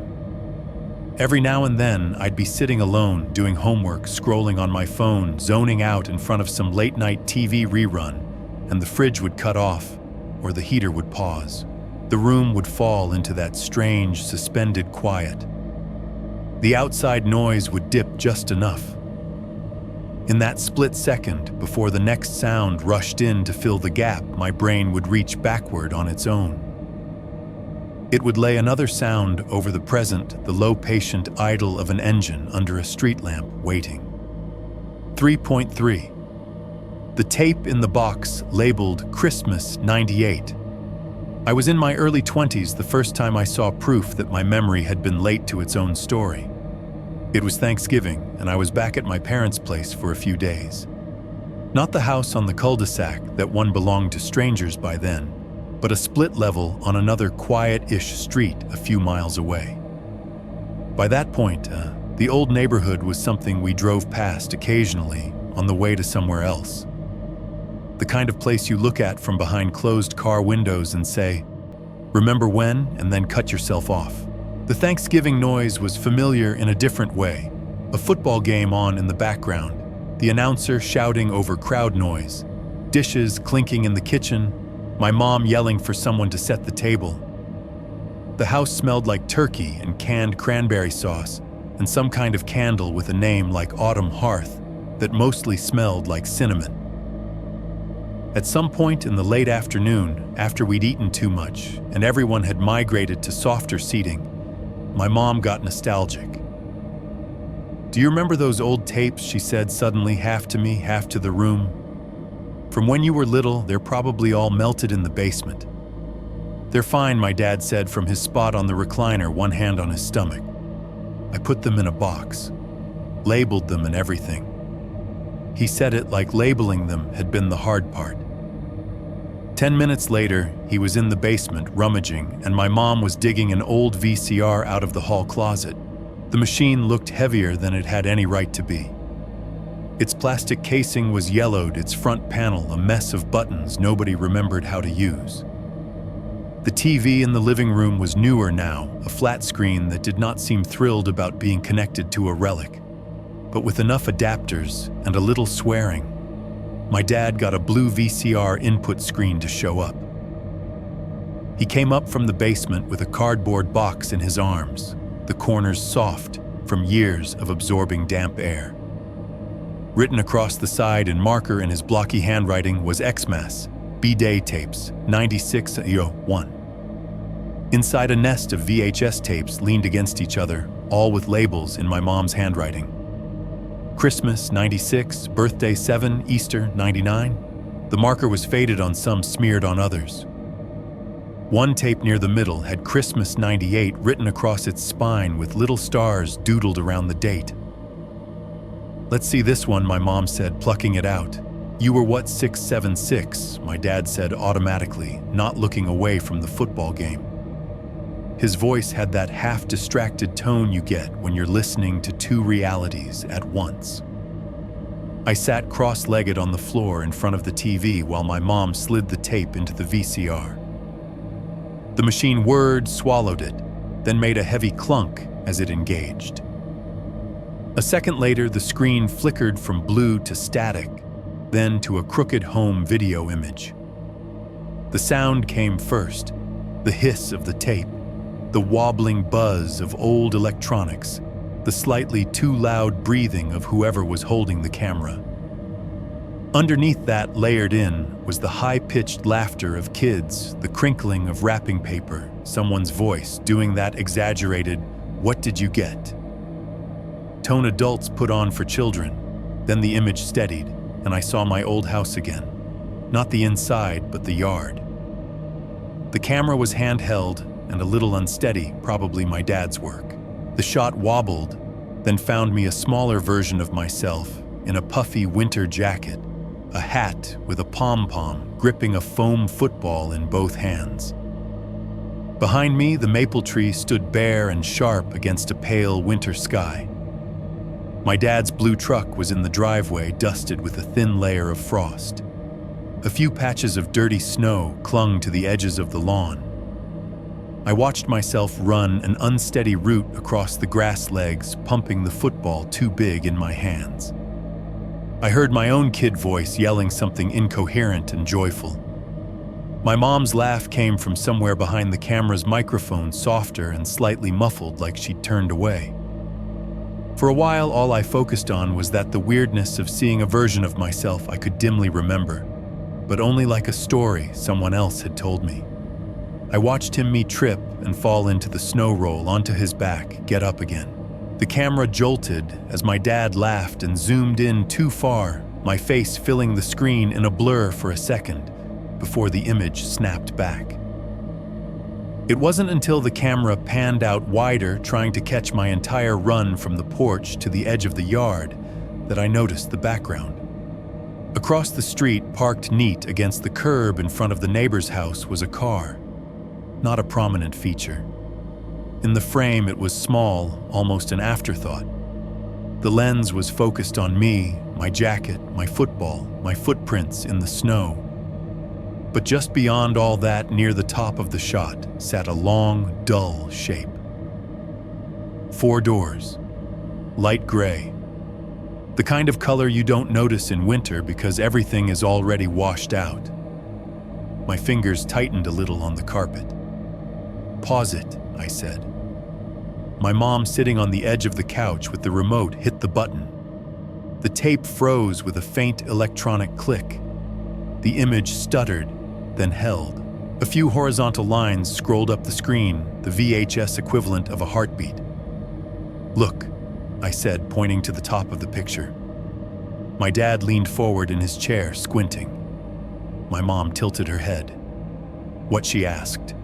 "You. The way you're holding the ball?" "No," I said. "There." I tapped the screen lightly just above the small, bundled-up version of me. The camera had caught me mid-step, 1 foot off the ground, mouth open in a yell I couldn't hear now.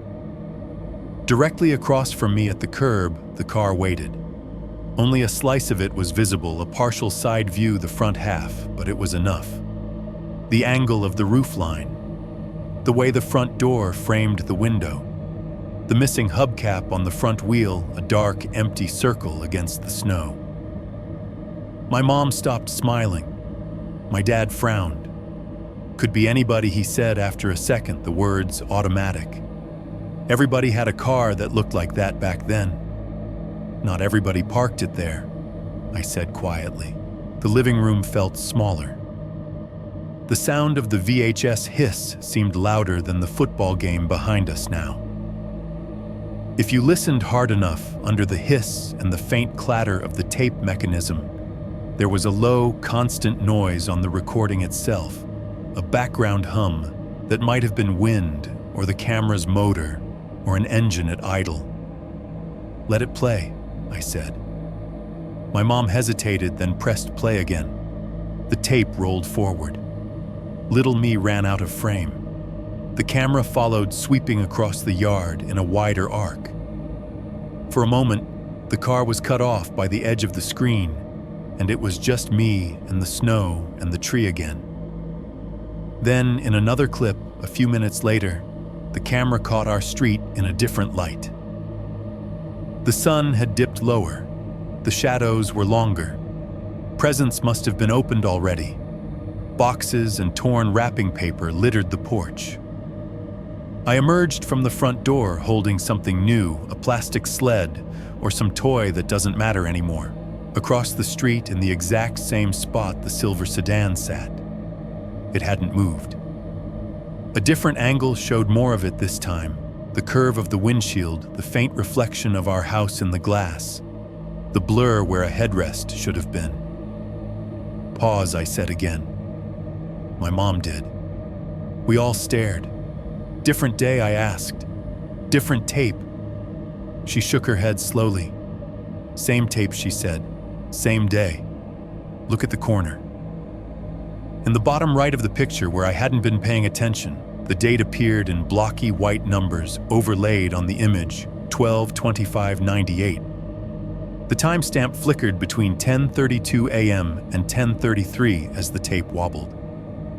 The car did not. My dad shifted in his chair. He might have been visiting somebody, he said.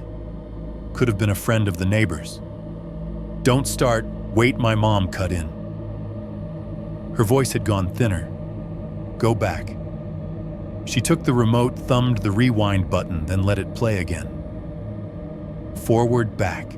In each pass, the car stayed where it was patient and ghostly in the background, while the camera focused on other things, me falling off the sled, someone bringing out more coffee, a neighbor's kid riding a new bike in a wobbly circle. The sedan was there in all of it, and extra in scenes that weren't supposed to be about it. "Fast forward a little," my mom said. My dad huffed but didn't stop her. The tape blurred into streaks of color and motion, the audio turning into a warped whine as Christmas morning sped by at 10 times normal speed. Every few seconds, she'd tap the play button, letting the footage resolve into a still moment before jumping ahead again. In one of those pauses, the camera was pointed more toward the street than the yard. Whoever was filming my dad, judging from the way his breathing sounded, had maybe gotten distracted. The picture was slightly tilted, the horizon crooked. Our mailbox leaned at one side of the frame. The road with its patches of snow and slush took up most of the shot. The car was fully in view now. It was closer than I'd ever seen it without a windshield between us. The lens had zoomed in a little, trying to focus past our yard. You could see the individual flakes of salt clinging to its wheel wells, the rust bubbling under the paint near the rear door. The driver's side window was up, reflecting a washed-out image of the sky. "Why were you filming the street?" my mom asked without taking her eyes off the screen. "I don't know," my dad said. He sounded unsettled in a way I'd only heard a few times. Maybe I thought somebody was coming. Maybe I heard something. We watched the frozen image in silence. The tape hissed softly. The football game in the background had gone to commercial. A bright, meaningless jingle leaked into the room and sat there next to the static. "Zoomed in," I said. "You zoomed it in." "I don't remember doing that," my dad said. My mom hit play just for a second. In that second, the camera zoomed a tiny bit closer, as if my dad's finger had twitched on the button. The car's windshield filled more of the frame. The reflection of the sky wavered. The shape in the driver's seat, which had been a vague, dark mass before resolved just enough to show the pale oval of a face behind the glass. We couldn't make out features. VHS doesn't give you that much. But we could see the direction. The head turned just slightly away from the vague blur of the intersection at the top of the street and toward us. Toward the camera. It was not a big dramatic motion. No sudden jerk, no snapping around. Just a small, deliberate tilt the way you might turn if you sensed someone looking at you from a window. "Pause it," I said, even though my mom's finger was already on the button. The tape froze with the driver's head in mid-turn. The white date in the corner flickered once and held. 12/25/98, 10:41 a.m. Later, when I would sit down with my own calendar and the old drawings and the memory of garbage night, I would realize what that meant. The first time I remember seeing the car awake, noticing it as something other than background, was weeks after Christmas. The night he said my name on the curb came even later. On the tape in that shaky zoom, the car was there already, in position, engine idling. Driver turning toward our camera with the slow certainty of someone who knows exactly which house he belongs in front of. My body only learned to be afraid after he spoke to me. The lens on my dad's old camera apparently had been paying attention the whole time. Forp 1, night shifts and parking lot paranoia. By my early 20s, I had done what you are supposed to do with childhood fear.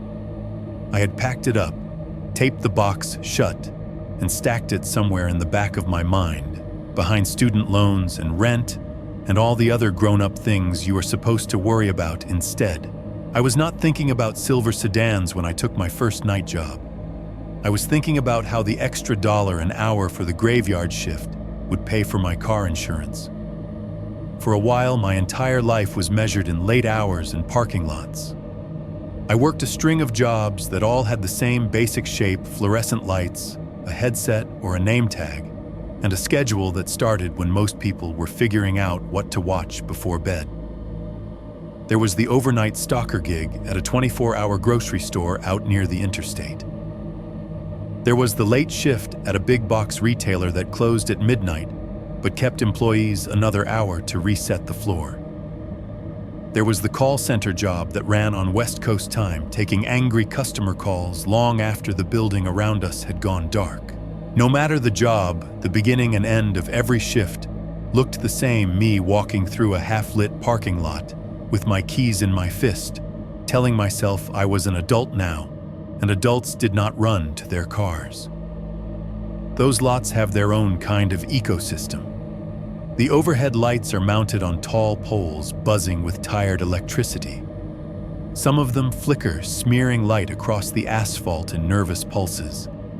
Others are out completely, leaving islands of darkness between cones of yellow. Shopping carts rattle in designated corrals when the wind nudges them. Fast food wrappers and receipts scrape along the ground, catching on oil stains and cracks. Even at 2 a.m, there are people sitting in their cars. Some are employees on brake phones, glowing blue in their faces. Some are customers who couldn't face going home yet. You see them hunched over steering wheels silhouetted against dashboard lights, the shapes of their hands moving as they text or smoke or just drum their fingers against the plastic. The sound out there is its own steady bed, the distant, constant rush of traffic from the nearby highway, like an ocean that never quite reaches your shore. The occasional sharp honk when someone hits their key fob. The sputter of an engine trying to turn over after being neglected too long. Somewhere a semi-truck downshifts. Somewhere else someone's bass thumps through their speakers for a few seconds and then cuts off. Engines idling in parking lots are normal. That is something I told myself almost every night. Still, every time I stepped out of a brightly lit automatic door and into that in-between space, no longer at work, not yet in the safety of my own car, my eyes did the same thing they had learned to do on my old street. They scanned for silver. It wasn't conscious, not at first. I would glance around to make sure no one was too close, that no car was creeping in my direction, that there were enough other people in hearing distance to make me feel less alone.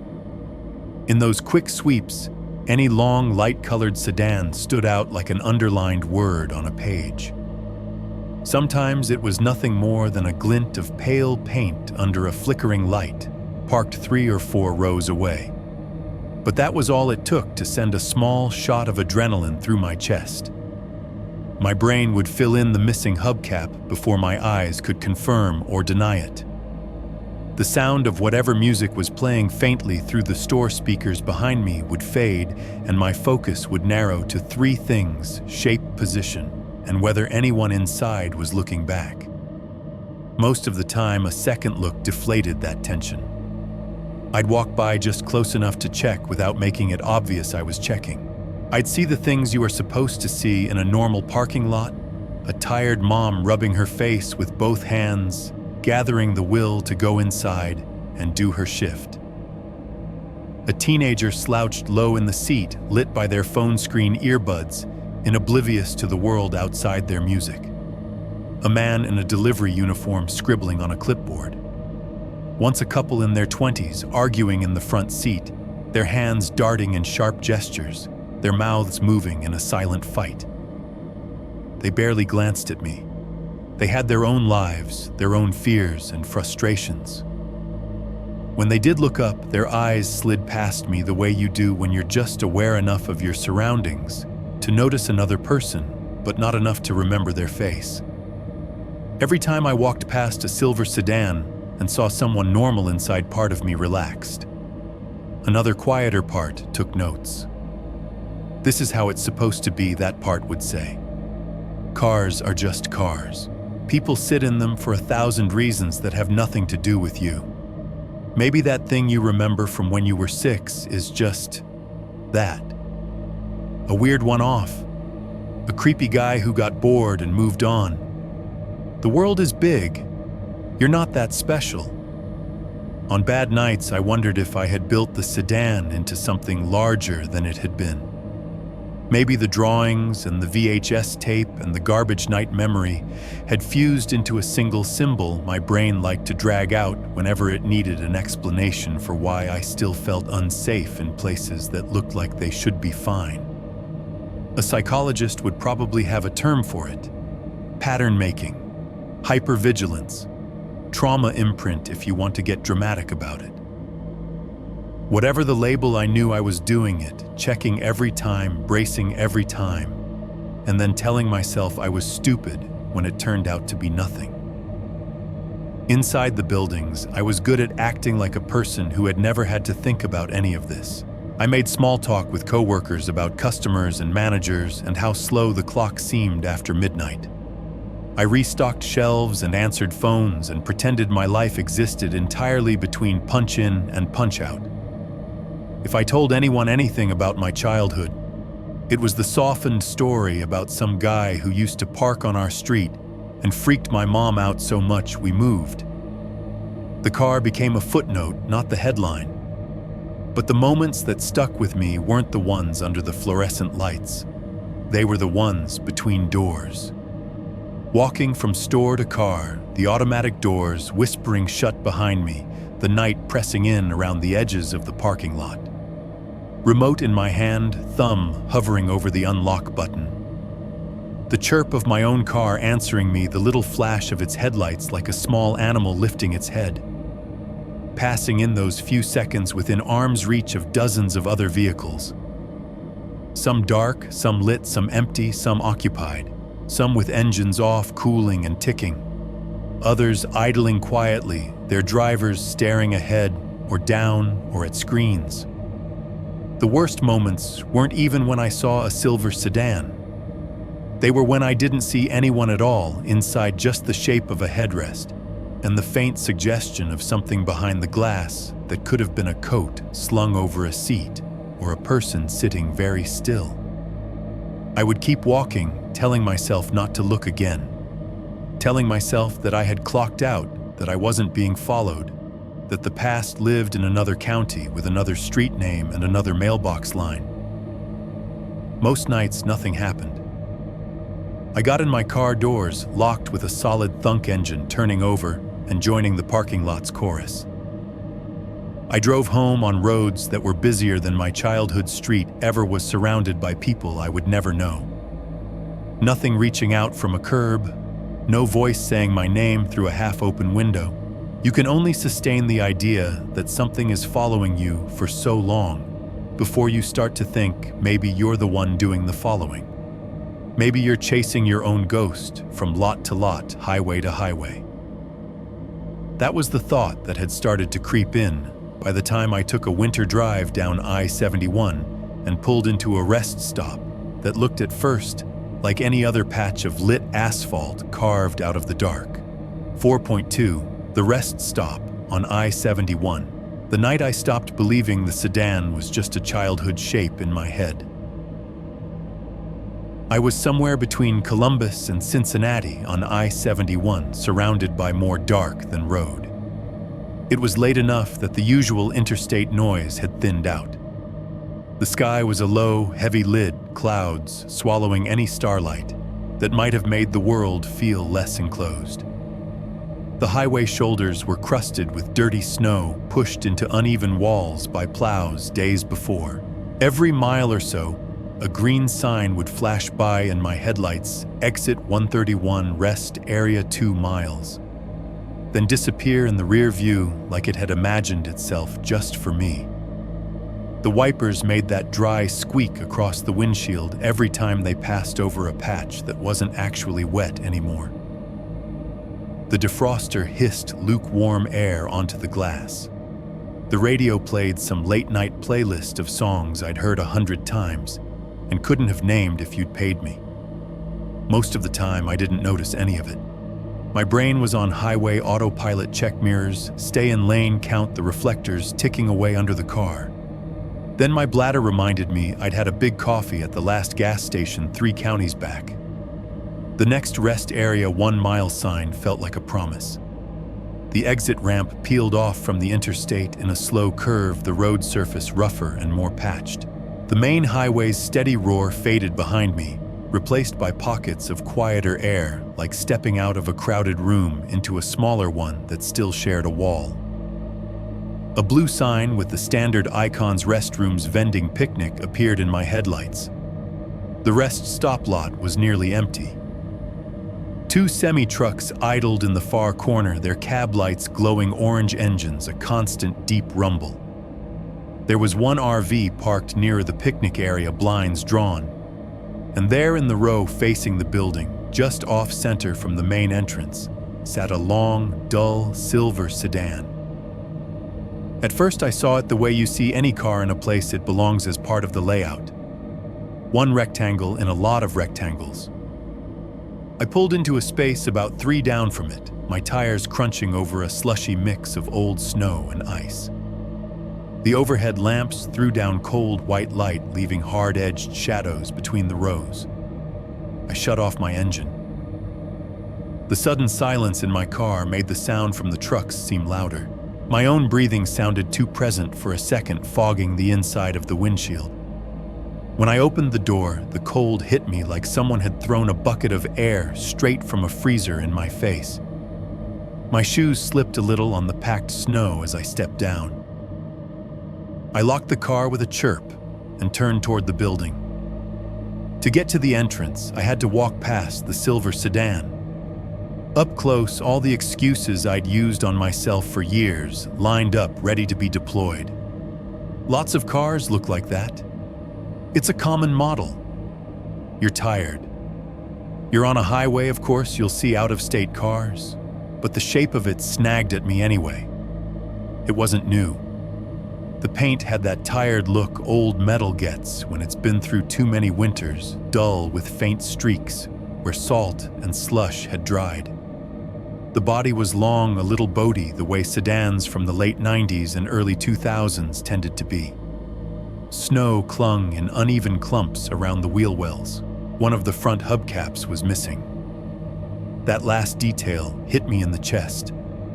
I told myself not to look too closely. I told myself not to be dramatic. I walked at what I hoped was a normal pace along the row, my hands jammed into my jacket pockets, breath puffing out in front of me in small, fast clouds. As I passed the sedan, I couldn't help glancing in through the driver's window. The glass was dark, not illegally tinted, just reflective enough in the overhead lights that I mostly saw myself, a slightly distorted version of my face, my jacket the blur of the rest stop's brick facade behind me. But behind that reflection, just slightly off-center, there was a shape.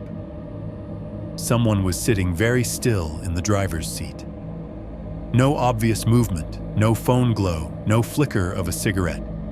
Just the outline of a head and shoulders, the familiar slope of someone occupying the space between wheel and seat. The dash lights were off. The car appeared dead, but I couldn't shake the feeling that the person inside was not asleep. They were not looking at their phone or a map or the clock. They were either looking straight ahead or at me. I didn't stop walking. Every instinct I had screamed not to stop walking. The rest stopped. Building doors slid open on motion sensors, letting out a brief, stale puff of heated air that smelled like disinfectant old coffee and whatever had died in the drains years ago. The tile inside had that wet sheen cold weather places get when everyone tracks in melted snow on their shoes. My footsteps echoed in the entryway, then doubled as another set of doors opened into the main lobby. The vending machines hummed along one wall, their neon fronts a cheerful lie in the middle of the night. Racks of tourist brochures sagged nearby advertising cave tours and amusement parks that were closed for the season. The bathrooms were down a short hallway, the fluorescent lights buzzing overhead. Inside the men's room, the world shrank to tile and porcelain and more echoes. My shoes squeaked on the floor. Dripping from a leaky faucet plinked steadily into a sink. Somewhere in one of the stalls, the faint rustle of toilet paper and a cough echoed too loud. The hand dryer near the door roared to life when someone waved a hand under it, then cut off abruptly, leaving a ringing silence in its wake. Under all of that, through the thin ceiling and the vents, there was a sound that did not belong to the bathroom, a low, steady vibration. Not the roar of a semi, which was deeper, more constant. This was higher, a little uneven, like a purr with a hitch in it. An engine at idle somewhere just outside the wall. It could have been one of the trucks. They were close enough. Could have been the RV's generator. I told myself that as I washed my hands, watching the water bead and run over my fingers in the harsh white light. The faucet handles were cold metal under my palms. The mirror over the sinks showed me a face that looked more tired than scared, which I took as a good sign. But when the faucet dripped after I turned it off, the small, regular sound only made that low hum stand out more. When I stepped back into the main lobby, the building felt emptier than it had when I entered. Whoever had been in the bathroom stalls left without me noticing. The vending machine glow looked harsher. The hum of the soda compressors had a nervous edge. The automatic doors leading back to the lot stayed still until I got close, then slid open with a reluctant hiss. Outside, the cold slapped at my face again, sharper this time. The night felt closer, the sky somehow lower. The highway's distant rush was a white noise band somewhere beyond the trees. The silver sedan was still there. From this angle, the headlights were pointed almost directly toward me, still dark. The car sat in its space like it had always been there, front end squared to the building.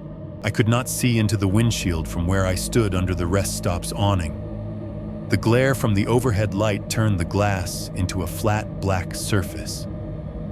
The trucks in the corner idled on their engines, a steady bass note under everything. I told myself to just go to my car, get in, lock the doors, pull back onto I-71 and let this place shrink in the rear view until it was just another patch of lit asphalt I'd forgotten. Instead, I slowed down. Not much. Just enough that my steps, which had been brisk, stretched a little. Enough that instead of walking straight down the aisle to my car, I angled slightly toward the sedan's rear. It was stupid, I knew. But after years of seeing shapes and telling myself I was imagining them, the urge to prove myself wrong or right was strong. All I wanted, I told myself, was a look at the plate. Not even a full look. Just a sense of whether it was from Ohio or another state or some custom nonsense. Something to file away under harmless or not. My shoes crunched on the snow. My breath puffed. The closer I got, the more the angle shifted. I could see the back corner of the car, now the dull sheen of its trunk, the small flecks of salt, the edge of a taillight. The license plate hung there, a rectangle of metal with faded lettering splashed with grime and slush.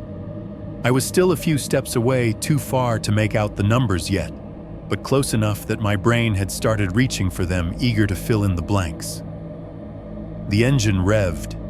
The sudden surge from idle to life shredded the quiet so fast, my whole body flinched. At the same instant, The headlights snapped on twin fists of white light punching straight into my eyes. I threw up a hand, blinded. For a second, all I could see was white, then smeared streaks of yellow and blue burned across my vision. My heart slammed so hard it felt like my ribs were trying to jump toward the light. Somewhere to my left, a truck door slammed with a metallic bang, timed so perfectly with the engine's roar that it might as well have been choreographed. The sound ricocheted across the lot, the echo a jagged crack running along my spine. 4-3. The partial plate, and an old notebook. For a second, all that existed was light and noise. The sedan's engine roared up from idle into something sharp and urgent, like it had been waiting for a cue. The headlights burned straight through my raised hand, bleaching my fingers into bone-white shadows. The afterimage smeared across my vision, turning the rest stop into a mess of streaks and halos. I stumbled sideways on the slushy asphalt, 1 foot skidding. Somewhere behind me, the truck door that had slammed opened again, a man's annoyed voice calling out something I couldn't make out. My ears were full of blood. The sedan lurched backward out of its space with more speed than made sense for a nearly empty lot. Tires spun for a second on the packed snow, then caught throwing a spray of dirty slush toward my shins. I jumped back on instinct socks inside my shoes, suddenly damp and cold. I squinted through the brightness, trying to see anything beyond the twin wells of white. As the car angled away from the spot and started forward, the beam shifted off my face. The rest stopped building the trucks, and my own car slid back into existence as shapes instead of just shadows. For a heartbeat, the sedan's side ran parallel to me, only a couple of spaces away. Through the driver's window, which was now a little clearer in the light's sidelong glow, I saw him. The features had changed the way time changes everything. He was older. That was the first thing. The thin hair, still combed back, had given up more ground to his scalp. What remained was lighter, closer to gray than brown. His face had softened at the jawline, a little extra weight sagging under his chin. There were lines at the corners of his mouth and eyes. But the basic layout was the same. The pale cheek I remembered from behind thick glass, the way his head sat on his shoulders, the unnatural calm in the way he held the wheel. Hand at the top, fingers folded over in a loose grip that suggested he was in no hurry, even when his engine screamed otherwise. He did not look at me as he passed. His eyes were forward, fixed on the exit that curved back toward I-71. That should have been comforting. It wasn't. The lack of acknowledgement felt less like ignorance and more like dismissal, like he had already accounted for me and filed me underhandled. The car reached the end of the row and swung toward the exit lane. For a moment, the rear of the sedan pointed directly at me. The plate was half-coated in a spray of road grime and crusted snow, like it had been driven through every storm between here and somewhere else without a single wipe down. The overhead lights hit it at an angle, throwing a glare across the metal that made the stamped characters pop in and out of legibility as the car moved. I stared hard, my eyes watering from the cold and the leftover burn of the headlights.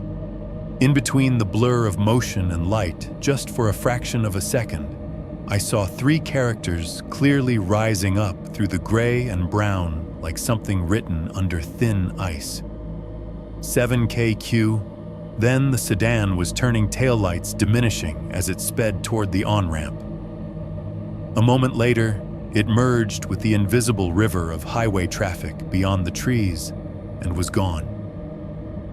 I stood there, breath-fogging, heart-hammering the imprint of those 3 symbols, already digging themselves into the part of my brain that doesn't forget things it doesn't want. I told myself I was being ridiculous, that the combination on the plate was probably nothing, that I had seen it wrong or out of order or had filled in gaps with what I expected to see. It's easy to invent patterns when you're standing in a cold, mostly empty parking lot, with adrenaline still thudding in your ears. Still all the way back to my own car, all the way onto the ramp and down the black throat of I-71, the sequence marched behind my eyes whenever I blinked. 7KQ, 7KQ, 7KQ. Days went by. I made it to Cincinnati. I saw my friend. We did the usual things: bad diner coffee, too much late-night TV, pretending we weren't as tired as we were. When I drove back, I chose a different rest stop without actually admitting to myself. That's why I changed exits. Life closed over the incident like water over a stone. Work, bills, text messages, the vague ache in my lower back from lifting too many boxes at the store. The sedan became another entry in a long list of weird things that happened, that I only brought up with myself in the shower or right before falling asleep. It might have stayed that way if not for a junk drawer in my parents' kitchen. I was over at their house a few weeks later, a casual Sunday visit that turned into helping my mom fix a drawer that kept sticking. She had one of those classic clutter drawers everyone pretends they don't have rubber bands. Expired coupons, old batteries, half-dead pens, menus from restaurants that had closed years ago. We pulled it all out onto the counter so my dad could take the drawer itself off its track and see what was catching.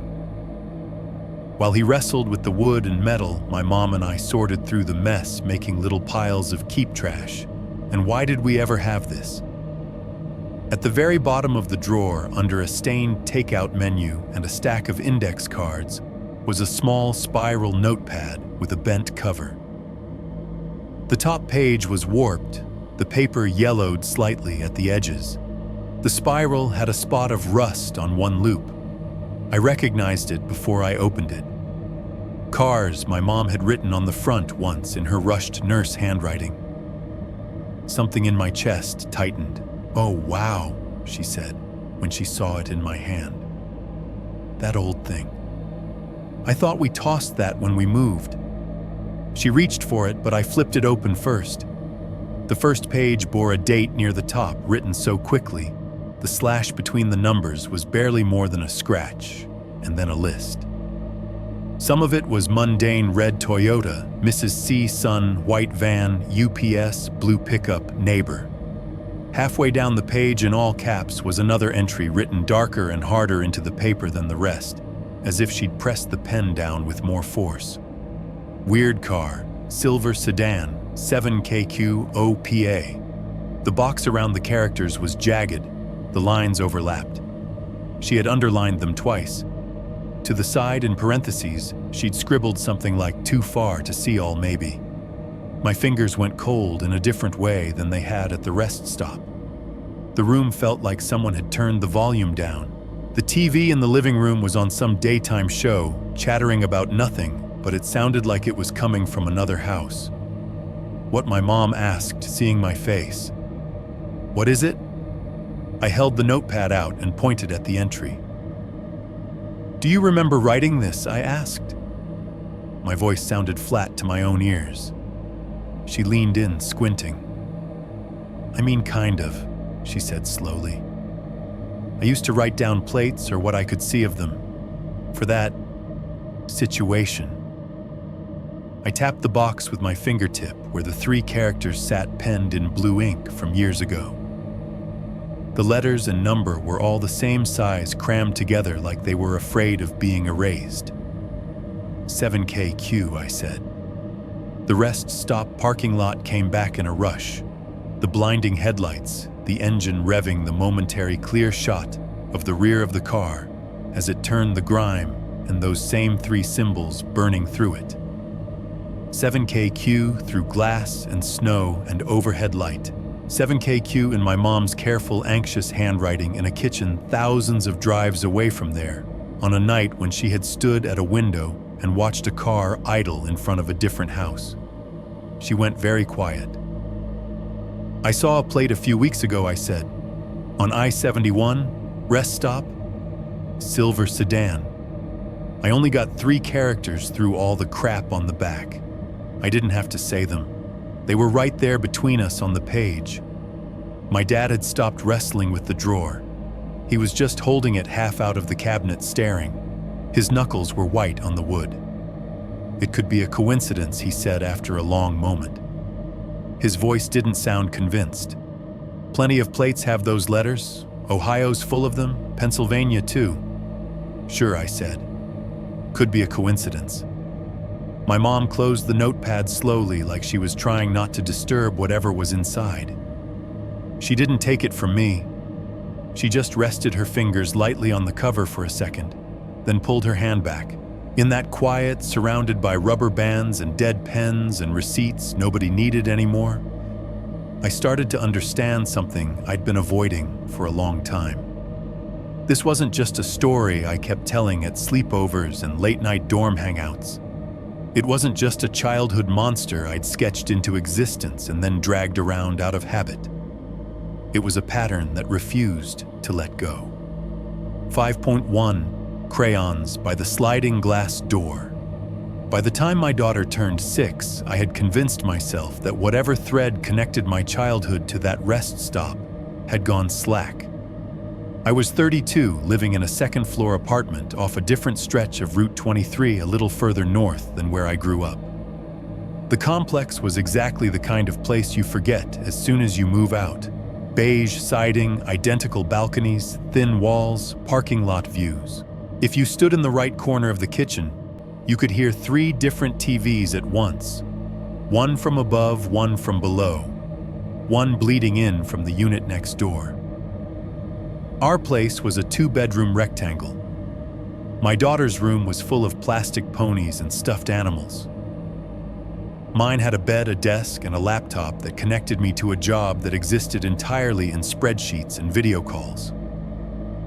The living room was dominated by a flat-screen TV, a sagging couch, and by the glass door that led to our small balcony, a little plastic kids' table. That table came from a big box store, bright yellow legs and a white top that never looked clean, no matter how much you wiped it. We set it by the sliding glass door because the light was good there, and because it let her look outside while she colored. The balcony itself wasn't much. A couple of planks you weren't supposed to grill on a railing with peeling paint, a view over the central parking lot. From that height, you could see a rough grid of cars, compact sedans, SUVs, one old minivan that never seemed to move. At the far corner near the fenced-in dumpster, the asphalt darkened where oil had been dripping for years. When I worked from home, my days followed a kind of rhythm. I'd put a mug of coffee on my desk log into Teams and let my co-workers' faces pop up in little squares.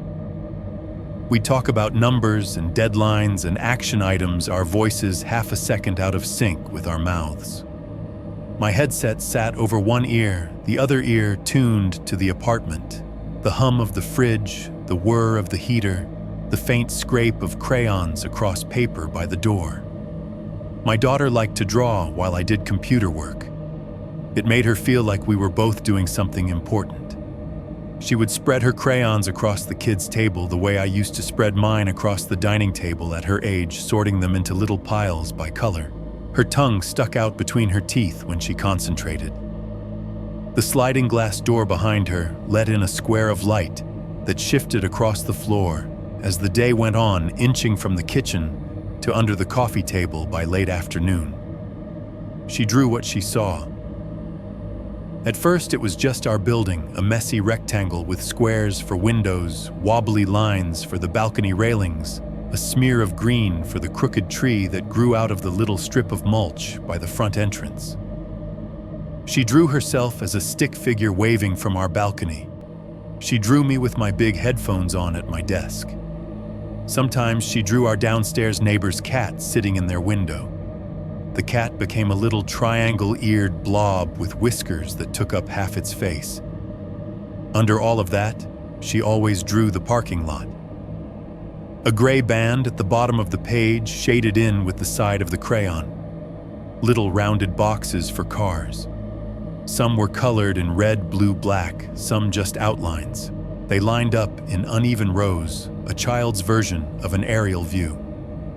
Sometimes she added little scribbles above them, that I eventually realized were the light poles that dotted the lot. From my desk, half turned toward my monitor, I watched these scenes come together in slices of attention between emails and meetings. It was comforting in a way to see her drawing the same sort of thing I had once drawn home, as a set of shapes and lines you could put down over and over until it felt real on paper. For a while, it was easy to see it as just that. Normal. A kid mapping her world with crayons. It took me longer than it should have to notice the repetition. On one of my work-from-home days during a lull between calls, she patted over to me with a fresh drawing. "Daddy, look," she said, proud, in that way only 6-year-olds can be. "This one has the tree right." I muted my mic, turned away from the faint buzz of co-workers on the screen, and took the paper from her. There was our building, a big block, taking up most of the page. She'd given it more detail this time. Individual balcony railings, tiny marks for doorknobs. The crooked tree stood next to the entrance trunk, bending slightly toward the sidewalk. She'd drawn herself on the balcony, arms straight out. I was a square-headed figure behind a window, the headset a dark band across my forehead. Down at the bottom, the parking lot spread out in gray. 6 cars lined the strip directly in front of the building. 3 were little and boxy, colored in red, blue, and purple. 1 was bigger, maybe meant to be an SUV, shaded dark. 2 more sat at the far edge, closer to the corner of the page. One of those 2 was just an outline. The other was a long gray shape, darker than the asphalt beneath it. She'd layered the gray crayon there until the wax had started to shine. The car was drawn in profile, parked along the back row near the space where the dumpster would be if she'd decided to include it. "Huh," I said, non-committal. "That's good, kiddo." She pointed at the tree again. "See, it leans like this," she said, leaning her whole body to the side to demonstrate. "Like it's tired." "It does," I agreed. I reached out and flicked a hand through her hair. "You really got it." She beamed and took the drawing back to tape it on the low bookshelf where she'd started making her own gallery. I went back to my screen. Someone was sharing a spreadsheet, little colored cells marching across the monitor. My headset crackled. I half listened, half watched my daughter out of the corner of my eye as she sat back down at her table, flipped to a fresh page, and began again. It was only later, when I walked past her gallery wall on the way to make more coffee, that something tugged at me. She'd taped up 6 or 7 pages, each one a variation on the same theme: our building, our balcony, the tree, the parking lot. In all of them, the basic layout was the same. Her stick figure self waved from more or less the same spot. Sometimes the sky was blue, sometimes she filled it with scribbles of gray to indicate clouds. On one, she'd drawn little white dots in the black sky snow, she told me. And in every one in the back row of the lot near the corner, there was a long gray car. Always the same size, always the same angle. Sometimes she colored it in fully. Sometimes she left a band of lighter gray across the top for the windows. On a few, she darkened the front wheel more than the others, a thick circle of graphite wax that almost punched through the paper. I felt a little drop in my stomach, an echo of something older. "You okay?" my daughter asked. She had appeared at my elbow without me noticing, a purple crayon in her hand. "Yeah," I said quickly. "Yeah, I'm fine. These are great. You've been busy." She nodded, pleased with herself. "I like drawing the cars," she said. "There's always so many." "Yeah," I swallowed. "There are." My rational brain lined up its arguments immediately, like a defense team prepared for a trial it hadn't wanted to go to, but had known was coming. Of course, there was a gray car in every drawing. There were gray cars in the lot. She saw them from the sliding glass door every day. Kids latch onto patterns. They like familiar things. I had done the same at her age. This didn't mean anything. I told myself that as I went back to my desk, as I fixed my attention on my co-workers' pixelated faces. I told myself that as the fridge hummed and the heater kicked on, and my daughter hummed to herself while she drew another version of our building. I told myself that even later that week, when I stepped out onto the balcony to shake crumbs off the tablecloth and saw down in the far corner of the lot near the dumpster, a long, dull silver sedan parked nose in against the back fence. 5.2. That car is back. The day my daughter said it out loud, I was in the middle of pretending to care about a bar chart. My headset was on, Teams was up, and a coworker was sharing their screen. Colored columns rose and fell in neat digital rows, each one supposedly representing something important about quarterly performance. My job at that moment was to nod occasionally and say things like, "Right," and "I see," and "We can circle back to that." My daughter was at her table by the sliding glass door, a new sheet of printer paper in front of her, crayons scattered like candy. The afternoon light had moved far enough across the floor that it was hitting the table at an angle, throwing a soft glare on her drawing. She hummed under her breath some unidentifiable mashup of cartoon theme songs and whatever they'd played at school that week. Normally, she provided a constant soundtrack, humming, narrating what she was drawing, talking to herself, making little sound effects when she added something dramatic, whoosh for birds, vroom for cars, boom for the imaginary fireworks she sometimes scribbled in the sky. That afternoon, sometime between "If we look at Q3," in my ears and a line of numbers my brain refused to hold, I realized she had gone quiet. Not just thinking hard quiet, the kind of quiet that changes the air in a room. "Sorry, could you repeat that?" I said automatically into my headset, buying myself time. I muted my mic as the voice on the call began again, slightly annoyed. I swiveled my chair just enough to see her. She was sitting very still in her little plastic chair, shoulders slightly hunched. Crayon paused in her hand above the paper. She wasn't looking down at her drawing anymore. She was looking out through the sliding glass door past her own faint reflection in the glass toward the parking lot. "Kiddo," I said. She didn't turn. Her voice came out calm and matter-of-fact, the way kids announce things like, "My show is over," or "I'm hungry." "Daddy," she said, "that car is back." Something cold uncurled in my chest. I stood up, slipping the headset down around my neck, so the muffled conference room voices became a distant underwater murmur. The plastic of the chair creaked under my shifting weight. The laptop screen glowed behind me, forgotten. From where I stood, I could see only part of the lot, our row of spaces directly below the next row beyond that, and the corner where the fence around the dumpster started. The rest was cut off by the angle of the building. I took 2 steps closer, stopping behind her chair. "There," she said, tiny finger lifting to point without touching the glass. "By the trash."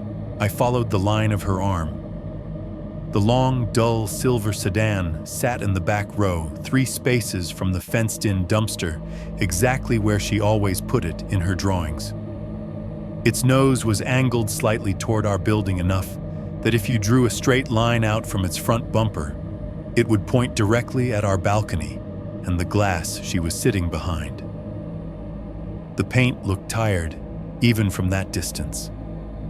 The front driver's side hubcap was missing the wheel, a dark, empty circle on the asphalt. From our second-floor vantage point, I couldn't see inside the windshield clearly. The afternoon light bounced off it, turning it into a pale sheet. The car looked dead, no visible exhaust, no lights on, but there was a heaviness to it, like a muscle coiled without moving. Behind me, in the world of pretending everything was ordinary, my laptop speakers crackled faintly around my neck. Someone said my name on the call, asking for my input. I didn't answer. All I heard was my own breathing, suddenly too loud in my ears, and the low, constant wash of the highway a few blocks over. Every now and then, the slam of a car door somewhere in the lot echoed up between the buildings, a short, metallic bang. "How long has it been there?" I asked. I tried to keep my voice light. It came out flat. She shrugged one shoulder. "A while," she said. "Since my show." Her show ended about 20 minutes ago, I thought. My tongue felt thick. "You didn't tell me earlier," I asked. She frowned, still watching the car. "You were talking to your computer," she said, like that answered everything. "He wasn't doing anything. Who I said, though, I already knew what she meant. "The man in the car," she said. Her tone was patient, as if she were explaining something obvious. "He was just looking. Like before." Every instinct in me screamed to yank the curtain closed, to move her away from the glass, to put as many walls as possible between her and that strip of asphalt. Instead, I forced myself to stand still for a second longer, eyes locked on the sedan. "He waved yesterday," she added so casually, it took a second for the words to register. I looked down at her. "What?" She finally turned her head to glance up at me, then back at the car. Her feet swung slightly under the table, not quite touching the floor. "Yesterday," she said, "when you were on the other call, you were laughing with the other man. He was there then too." Who was, I asked, even though my chest already knew the answer. "The man," she said again, like she was getting tired of repeating it. "He waved at me, like this." She let go of the crayon and lifted her little hand fingers, uncurling in a small, careful arc. It was a neighborly wave, a polite one. I had seen that exact gesture before, from 3 feet lower, through a different pane of glass. My mind split in two. Half of it launched into immediate adult damage control. How had I missed it? Why hadn't I seen the car yesterday? Was I really laughing at some stupid joke about spreadsheets while a man sat in our lot and waved at my kid? Should I call the police now? What would I even tell them? There's a car in my parking lot. The other half slid sideways backward into a memory so old and worn I thought I knew all its edges. I saw myself again, 6 years old, stomach pressed into the carpet, eyes flicking from Cartoon Network to the front window. The long, dull car gliding past, the driver's head turning, the small, calm wave through the glass. The way my arm had twitched, wanting to wave back before fear had dragged it down. "He smiled," my daughter said softly back in the present. "Like he knows me." The way she said it made something in the room tilt. It wasn't fear in her voice. Not exactly. It was curiosity. Confusion, maybe. Kids notice when adults recognize them. They notice when strangers act like they've met before. The idea of that smile landing on her instead of me made the back of my neck go hot. My laptop, abandoned on the coffee table, dinged with a notification. Someone on the call typed Aaron in the chat. I didn't move to get it.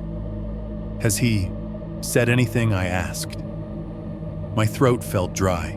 From the car, she considered this brow furrowing. "Not today," she said.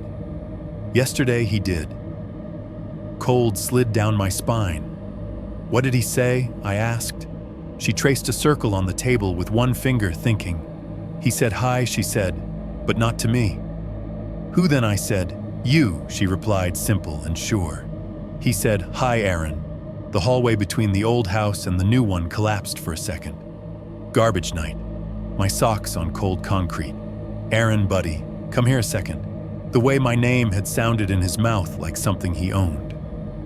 Hearing it now repeated in my daughter's flat little voice made my skin crawl. "You heard that?" I asked. Exactly like that. She nodded, eyes still on the car. "He smiled when he said it," she added. "Like he already knew your name." Outside in the lot, nothing moved. The sedan stayed where it was, angled toward our building windshield, blank and unreadable. A neighbor walked past on the sidewalk below with a grocery bag, oblivious keys jangling. Somewhere a car door slammed and a different engine turned over the sound, rising then fading as that car backed out and drove away. The sedan didn't flinch.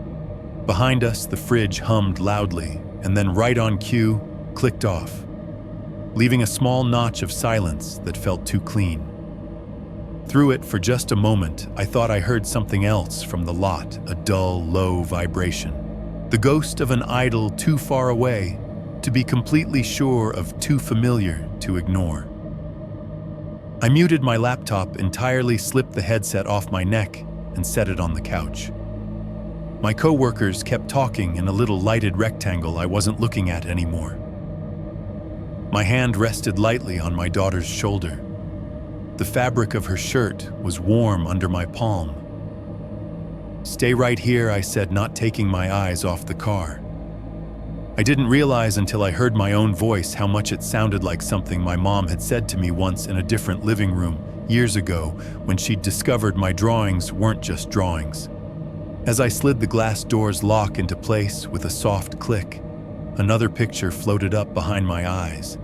A crayon speech bubble above a stick figure's head on a crooked lawn. The shaky letters inside all the same size. Chai. 5-3. The drawing that uses my name. I did not go rushing down the stairs to the parking lot. I did not call the police. I did the thing I had watched my parents do when they were trying not to scare me more than I already was. I pulled the blinds. Not all the way. Just enough that the slats angled downward, letting me see out without making it obvious from below that I was staring. My daughter went back to her table with a reluctant little sigh, dragging her crayons closer.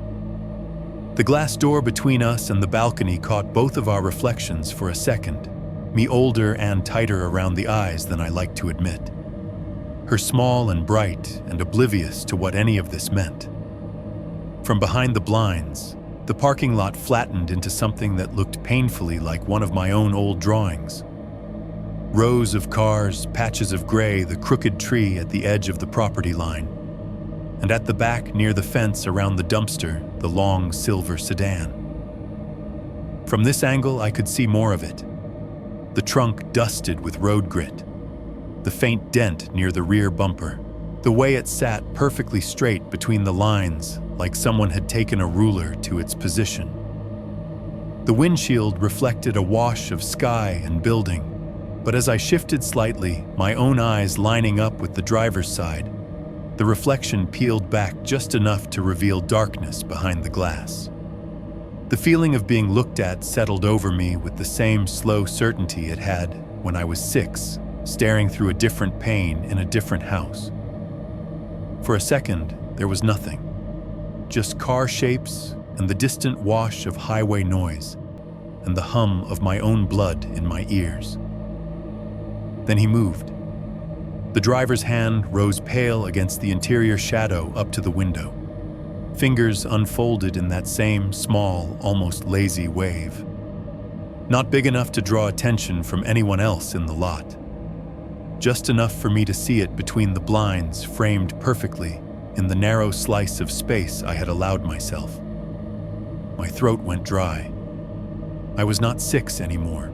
I was a grown man in an apartment I paid for with a child in the next room who trusted me to be the person who did something about things like this. I slid the blinds open further, the plastic slats ticking softly against each other. Then I unlocked the glass door and pushed it aside the metal track, making a low scraping sound as it moved. Cold air spilled into the living room. Behind me, my daughter looked up. "Where are you going?" she asked. "Inside," I said, which was only sort of true. "Stay here. Do not open this door." She nodded wide-eyed but didn't argue.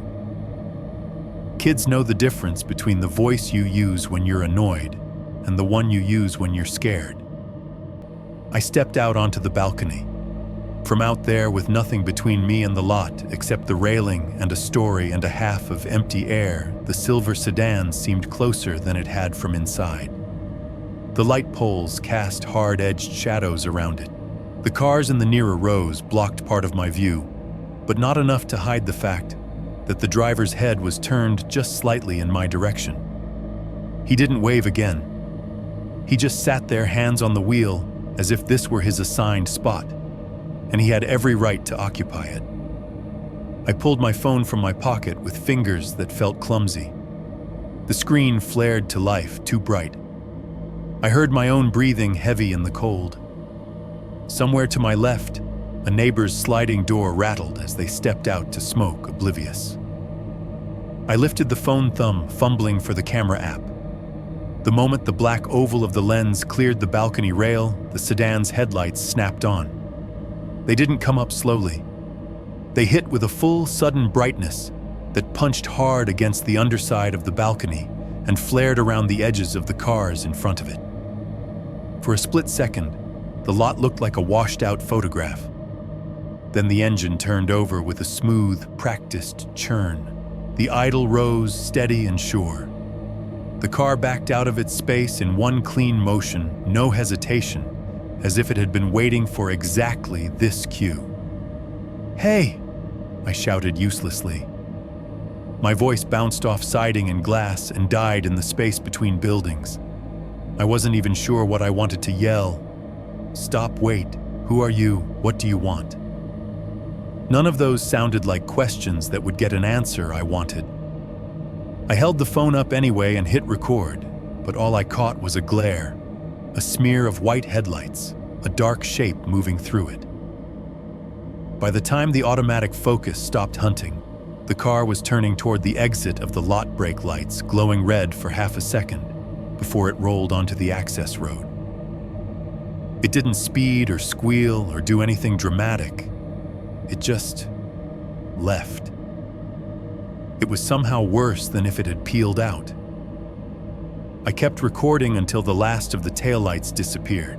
When I looked at the video afterward, all it showed was a burst of light and a long, bland shape anyone's lawyer could argue was any car in the world.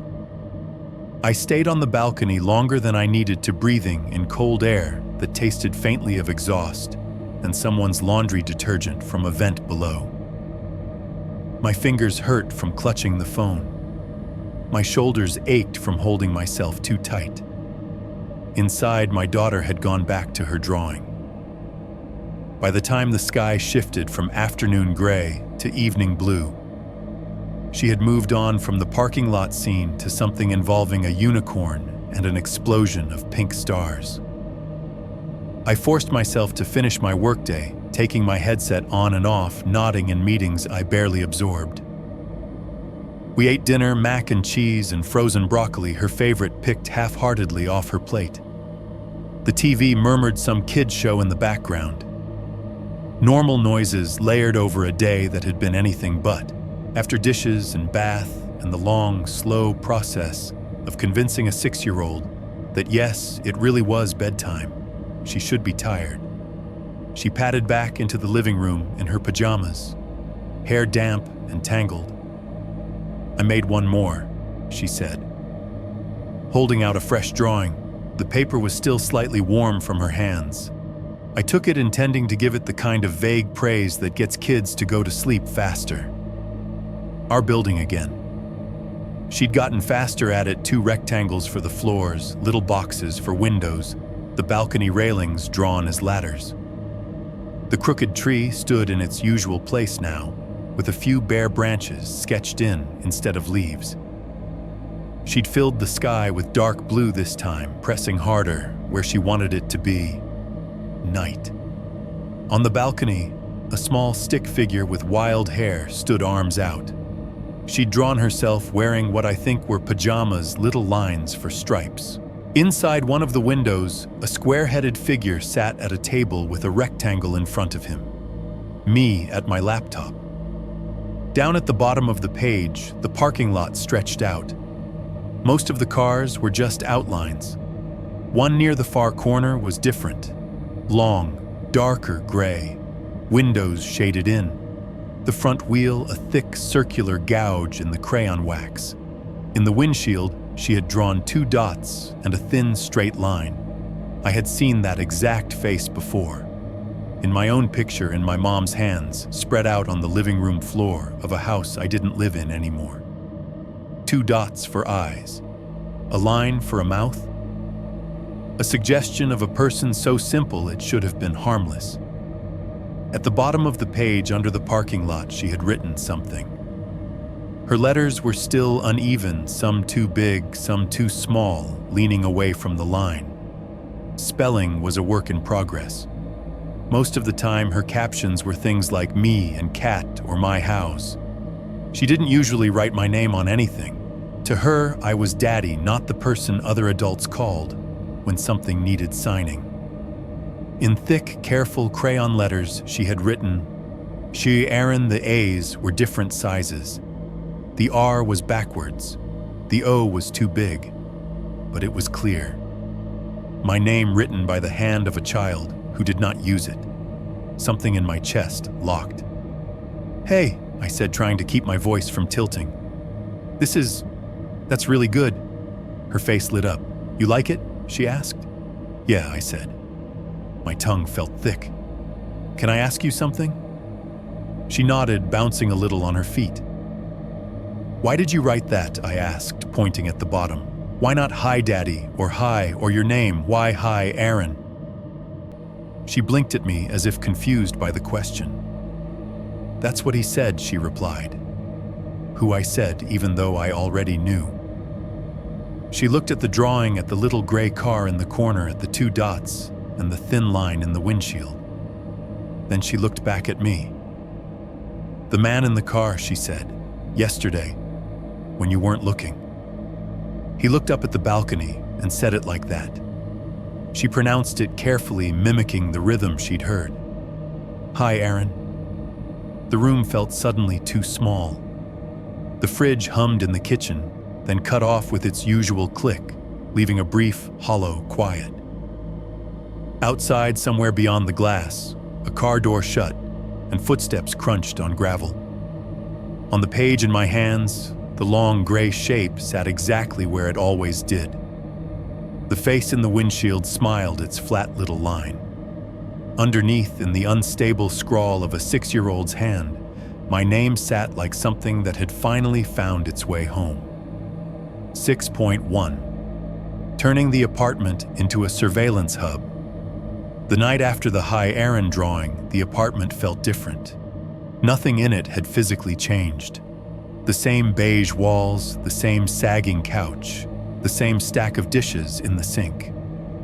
My daughter's drawings were still taped in uneven rows along the bookshelf by the sliding glass door. The fridge still hummed too loud. The heater still coughed to life in the early hours of the morning. But the space between all of that felt occupied. Every time I walked past the glass, I half expected to see the dull, silver shape nosed into the far corner of the lot. Again, lights off, engine, maybe on, maybe not.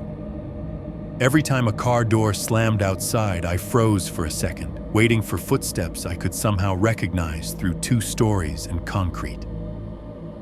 At some point, staring at my own reflection in the dark glass after everyone had gone to bed, I realized I was done relying on memory and drawings.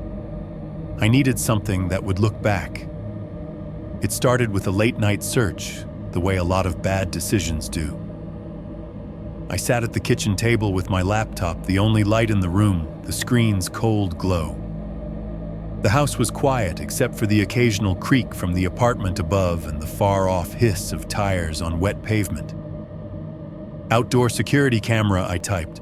Then, after a beat, "cheap outdoor security camera." Amazon was happy to show me 100 versions of the same idea. Doorbell cams with wide fisheye lenses, bullet-shaped cameras that screwed into eaves, discreet little cubes you could stick in a window, packages that promised complete home protection for less than what I'd once spent on a second-hand TV. I picked a mid-range kit, a Wi-Fi doorbell camera, and 2 small bullet cams, one with a magnetic mount. "Night vision, motion alerts, cloud storage for your peace of mind," the listing said. "Free returns if not satisfied." The irony of buying peace of mind in a 3-pack did not escape me. I clicked place order anyway. The box arrived 2 days later, dropped against our door with a hollow thud that made my daughter run to see if it was something for her. When she saw cables and mounts instead of toys, she lost interest immediately and went back to her crayons. My wife didn't. She stood in the doorway, arms folded, watching me unpack the bubble-wrapped pieces onto the coffee table. "What's all this?" she asked. "Just cameras," I said, trying to sound casual. "Doorbell cam. One for the balcony, one maybe for the hallway inside." "Since when are we a bank?" she said. Her voice was light, but there was an edge under it. I shrugged, fiddling with a plastic mount. "Packages have been going missing?" I lied first, reaching for something she could agree with. "And with the kid and all, can't hurt." She looked over at our daughter, who was humming to herself as she drew yet another version of the building and the crooked tree. The latest long gray car sat in its usual spot at the bottom of the page. "We live on the 2nd floor," my wife said. "She's not walking out the front door without us, and we've never had anything stolen." "I just want to see what's out there," I said. "That's all." She watched me for a long second, then sighed and walked away. The conversation wasn't over. It was just deferred.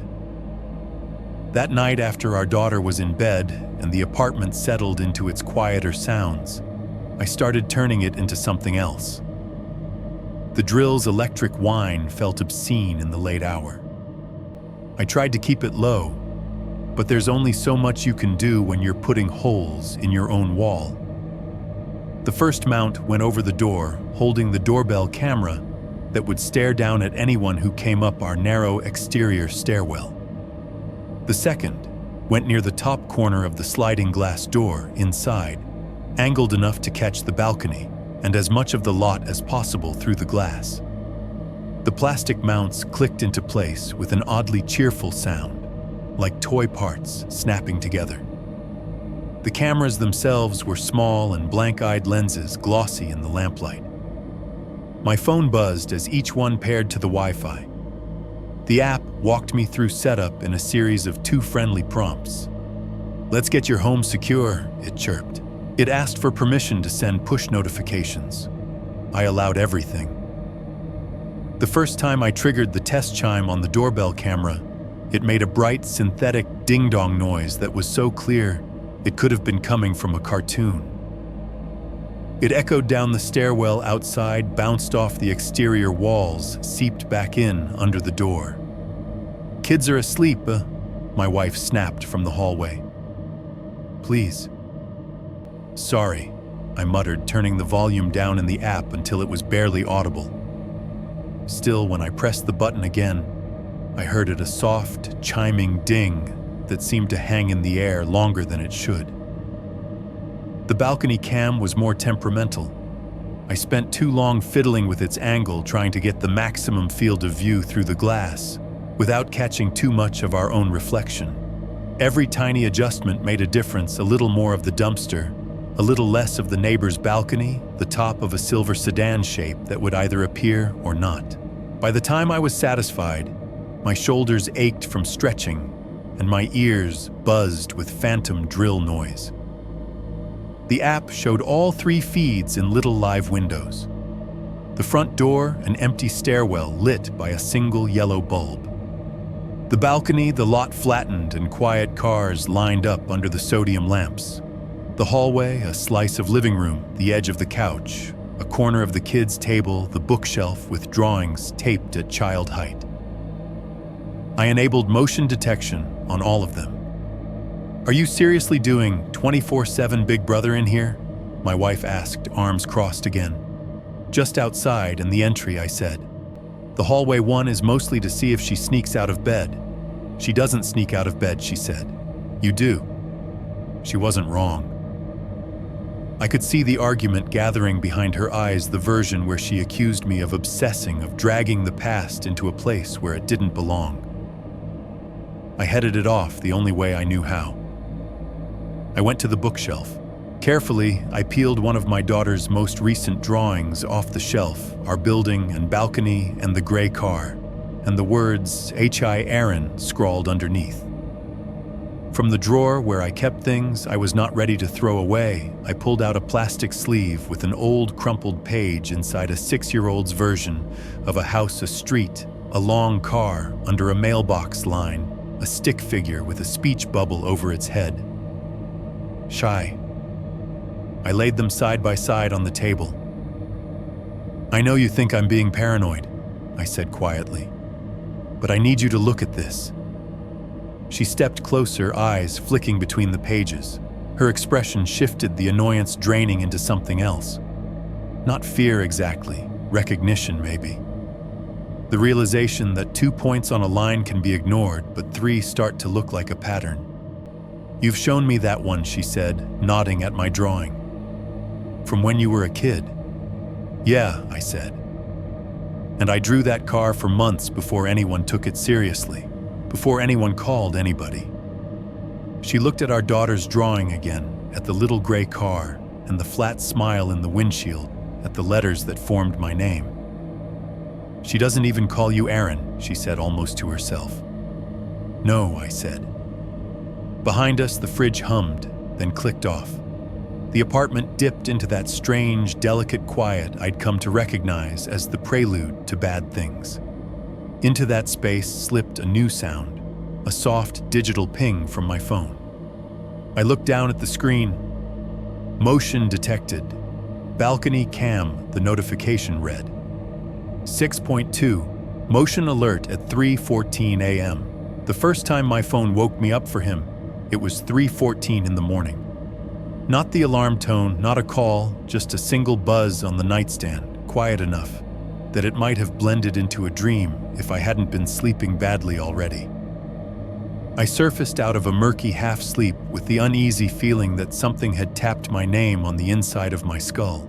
For a moment, I lay still, head turned toward the dark window, trying to figure out what had really pulled me up. The apartment was in that particular state I'd learned to recognize over the years, the fridge hum, absent the heater off, no pipes, groaning, or neighbors stomping upstairs. Just a thin layer of silence stretched too tight over the space. My wife was next to me, breathing slow, and even one hand loose on the blanket. Down the hall, our daughter's nightlight cast a faint glow under her door. The digital clock on the dresser glared red numbers into the room 3:14. My phone buzzed again just once, then fell quiet. The screen lit up the ceiling for a second. I reached for it, careful not to jostle the mattress too much. On the lock screen, the notifications sat waiting. Balcony camera, person detected, 3:14 a.m. The little thumbnail next to the text was a gray smear. Night vision. Motion clip ready to review. My first thought was neighbor, someone stumbling back from the bar, taking the wrong stairs. Drunk college kid cutting across the lot. A raccoon bold enough to set off the detection zones. The rational part of my brain lined them up one after another, begging me to pick one and go back to sleep. I unlocked the phone. The live feed came up first. The app defaulted to now, as if that was the most important thing to know. The world outside our glass door had been stripped of color and dipped in cheap black and white. Night vision turned the parking lot into a patchwork of glowing gray and dead black. The light poles blasted out pure white halos. Everything beyond their reach fell into muddy shadow. Our balcony railing cut a dark horizontal across the bottom of the frame. Below it, the rows of cars sat in their slots like sleeping animals. License plates gleamed too brightly when they caught the infrared, flattening into unintelligible rectangles. In the far corner near the fence around the dumpster, in exactly the place my daughter always dragged her gray crayon the hardest, was a long, dull shape. The silver sedan did not look silver in night vision. It was just a darker gray against the pale ground, its contours softened by grain and compression. But the outline was unmistakable. The way the rear sloped, the proportions of hood to roof to trunk, the shadow where the missing hubcap left one wheel an empty circle.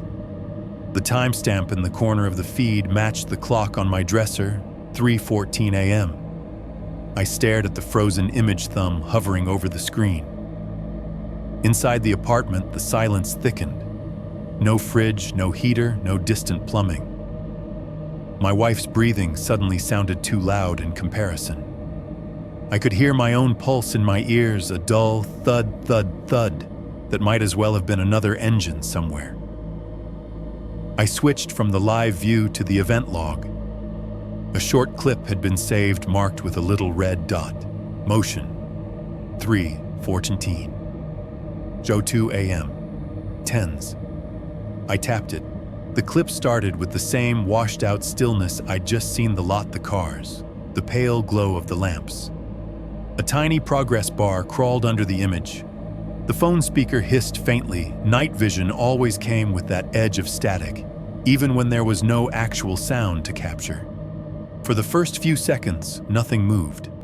I thought maybe the camera had been triggered by some tiny thing the algorithm had decided was person-sized. A floating moth, a branch shifting in wind. Then halfway through, the sedan's headlights flashed on.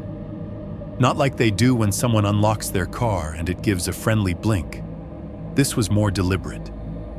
They came up full brightness for exactly one heartbeat, two blinding white discs that overexposed the feed and turned the lot into a sheet of light, then snapped off again. No open door, no figure walking toward it. No visible hand reaching for a key fob. My thumb hovered over the pause icon, but I was too slow. The clip rolled on. Nothing else changed. No tires rolled. No shadows shifted. The car sat in the corner of the frame like it had never moved at all. The bar reached the end. The clip looped back to the beginning. Grain gray stillness. Flash. Dark. I scrubbed back this time, dragging the progress bar frame by frame. The app wasn't designed for forensic work. It fought me trying to snap to quarter-second increments. Still, I forced it to inch forward, tapping and sliding my fingertip, leaving sweat smears on the glass. I slowed it down right at the moment the lights came on. The frame before headlights' dark windshield, a flat slab of reflective gray. The car could have been empty. The grain crawled over the image like static snow. The next frame, a blast of white that washed out everything in front of the car. The dumpster fence turned into a suggestion of vertical lines. The ground became a glowing plane. Pixels bled into each other. And yet in the middle of that blown-out glare, the windshield was different. Night vision does strange things to faces. It makes eyes bright and skin ghostly. You can't always make out features. You just get suggestions of them. Hollows where there should be depth. Light where there should be shadow. In that single overexposed frame, the glass no longer reflected the lot. Instead, it looked like a screen lit from behind.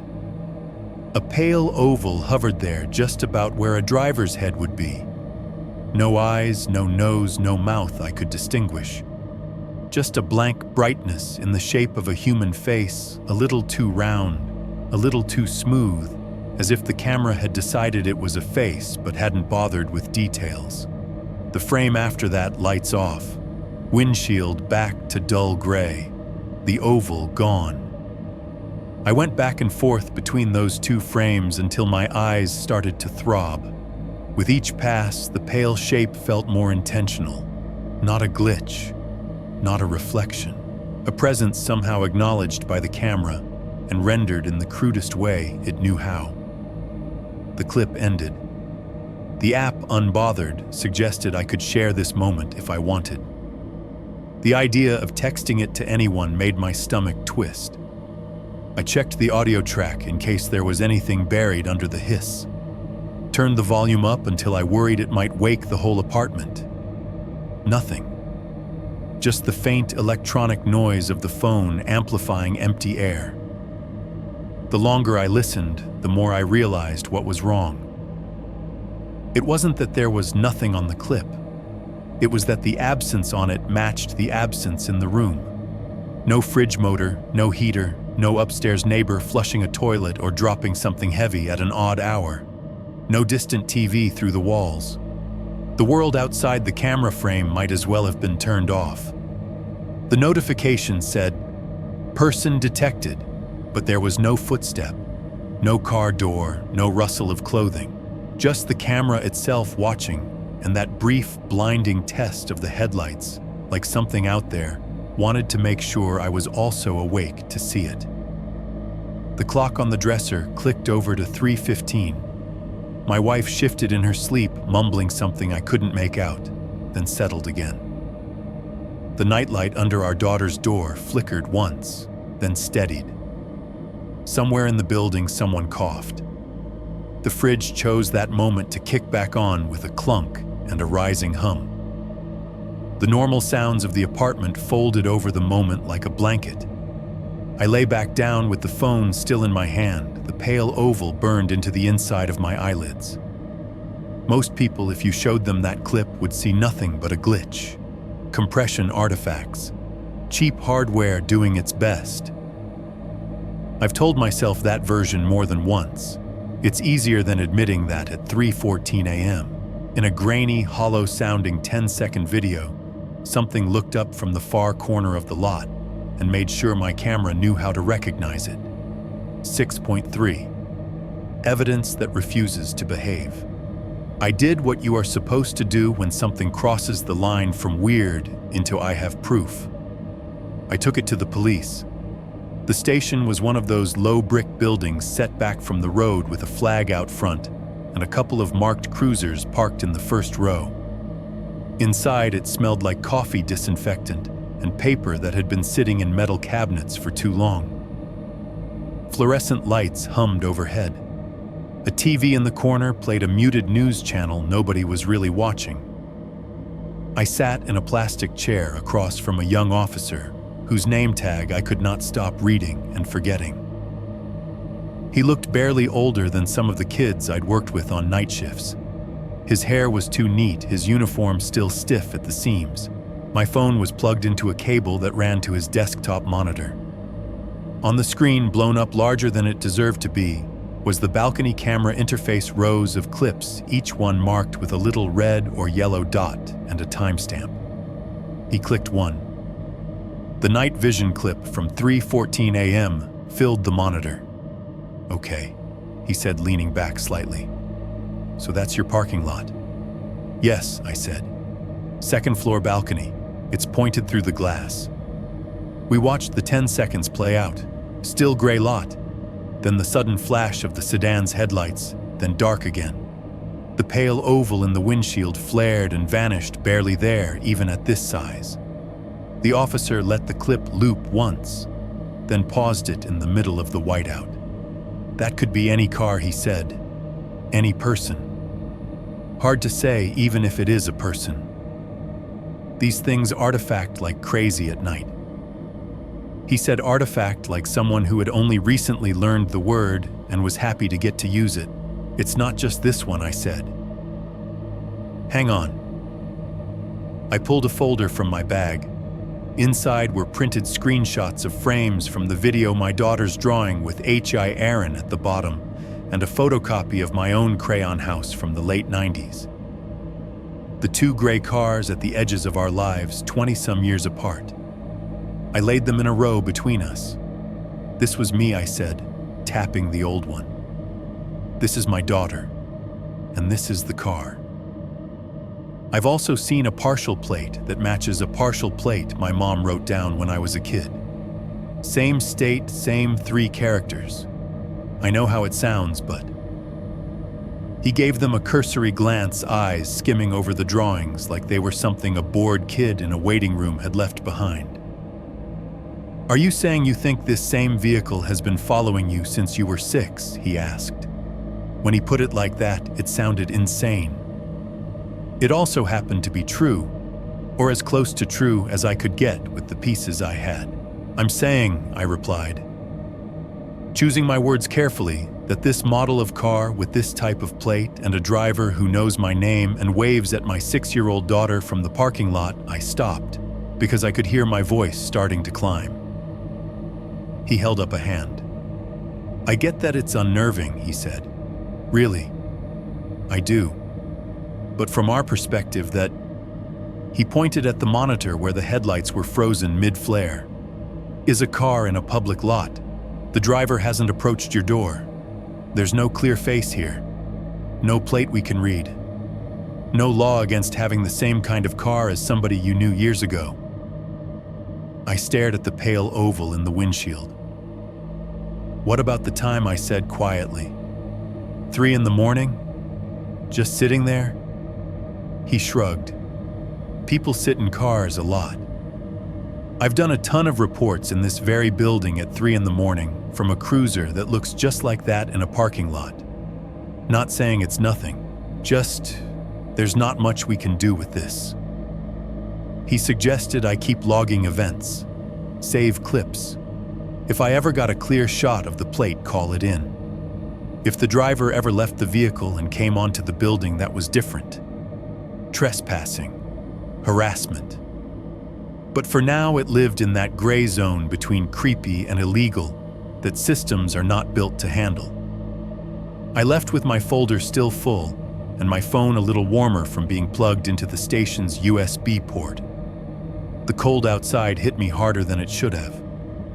I sat in my car for a minute with my hands on the wheel, watching my breath fog the windshield, the reflection of the cruiser lights strobing faintly on the hood. If the footage wasn't enough to bother them, I thought maybe I was wrong about how bad it looked. Back home, I made the mistake of watching it again on a bigger screen. I transferred the clips to my laptop, sat at the kitchen table with the lights off, and let the file open in a media player that would let me go frame by frame without fighting me. The only light came from the screen and the tiny blue LED on the baby monitor down the hall. The 3:14 clip looked the same at first. The washed-out lot, the grain crawling over the image, the sudden too bright flash. But because the player wasn't confined to the camera app's interface, I could see more of the edges of the frame, the glass of the sliding door, for instance, the faint reflections the night vision picked up from inside. I scrubbed back and forth, eyes flicking between the pale oval in the windshield and the ghost of my own living room superimposed on top of it, the edge of the couch, the outline of the bookshelf, the vertical shadow where the curtain fell. On one pass, as I stepped through the frames around the headlight, flash, something snagged at me. It wasn't the car, it was the curtain. In the reflection on the glass behind the faint outline of the fabric, there was a shape. Just a shade darker than the rest of the interior, just a little thicker than a trick of the eye. Shoulder height, roughly person-sized, standing to the side of where the sliding door would be if you turned the camera around. Not moving. There for exactly 3 frames before the blinding light swallowed it. I froze the middle one and zoomed in until the pixels broke apart. The more I enlarged it, the less it became anything you could swear to in a report. No clear lines, no definable face. Just a suggestion of weight of someone occupying space that should have been empty. The timestamp in the corner of the footage read 3:14:05. At 3:14, according to every honest recollection I had been in bed. The notification had woken me. I hadn't gotten out of the bedroom until minutes later, when my heart slowed down enough to let me stand up without my knees shaking. There was no reasonable version of the story where I was the person behind that curtain when the headlights blinked. I told myself I was misreading the reflection, that it was a trick of light from the TV we'd left on mute, that it was the couch or the bookshelf or something else my brain was stacking into a human outline because it wanted to see one. But once I'd noticed it, I couldn't unsee it. sleep was done for the night. I went back to the camera app, scrolling further down the event log. There were dozens of clips: the mailman dropping off a package, a neighbor hauling trash, my daughter sneaking out to water the crooked tree with a plastic cup. Normal, noisy little slices of life. You could hear highway hum, kids yelling, birds, the low moan of the wind between buildings. And then there were the others. On nights I barely remembered at times, I definitely wasn't awake. The motion detector had flagged the far corner of the lot. Each clip was 10 or 15 seconds long. Each one, when I tapped it, opened on a similar scene: the silver sedan, either easing into frame or already parked. The first time I watched one, I noticed it right away. Silence. Not quiet. Not my phone speaker is low. Dead. Flat. The audio track was a straight line at the bottom of the window. No hiss, no hum, no background noise. No distant highway. No trucks. No elevator rumble from the building next door. Just the camera's ghostly eye soaking in light and refusing to hear anything at all. I checked the volume. Maxed. I played a clip of my daughter running onto the balcony in the afternoon as a test. Her laughter blasted through the speakers. The highway roar sat under it like a constant river. Birds shrieked from the tree. The mic worked fine. Back to the night clips, the car gliding into its usual spot, stopping, sitting. Lights off. Sometimes the faintest suggestion of movement behind the windshield glass. Always the same absolute erasure of sound the moment the sedan was present. In one, a semi rolled down the road behind the complex. I could see its lights streak through the gaps between buildings reflected in the windows. But the camera might as well have been pointed at a photograph. The audio registered nothing. In another, snowflakes drifted into the frame, bright in the infrared, swirling in small gusts. I could see the tree branches moving, the bushes by the dumpster stirring.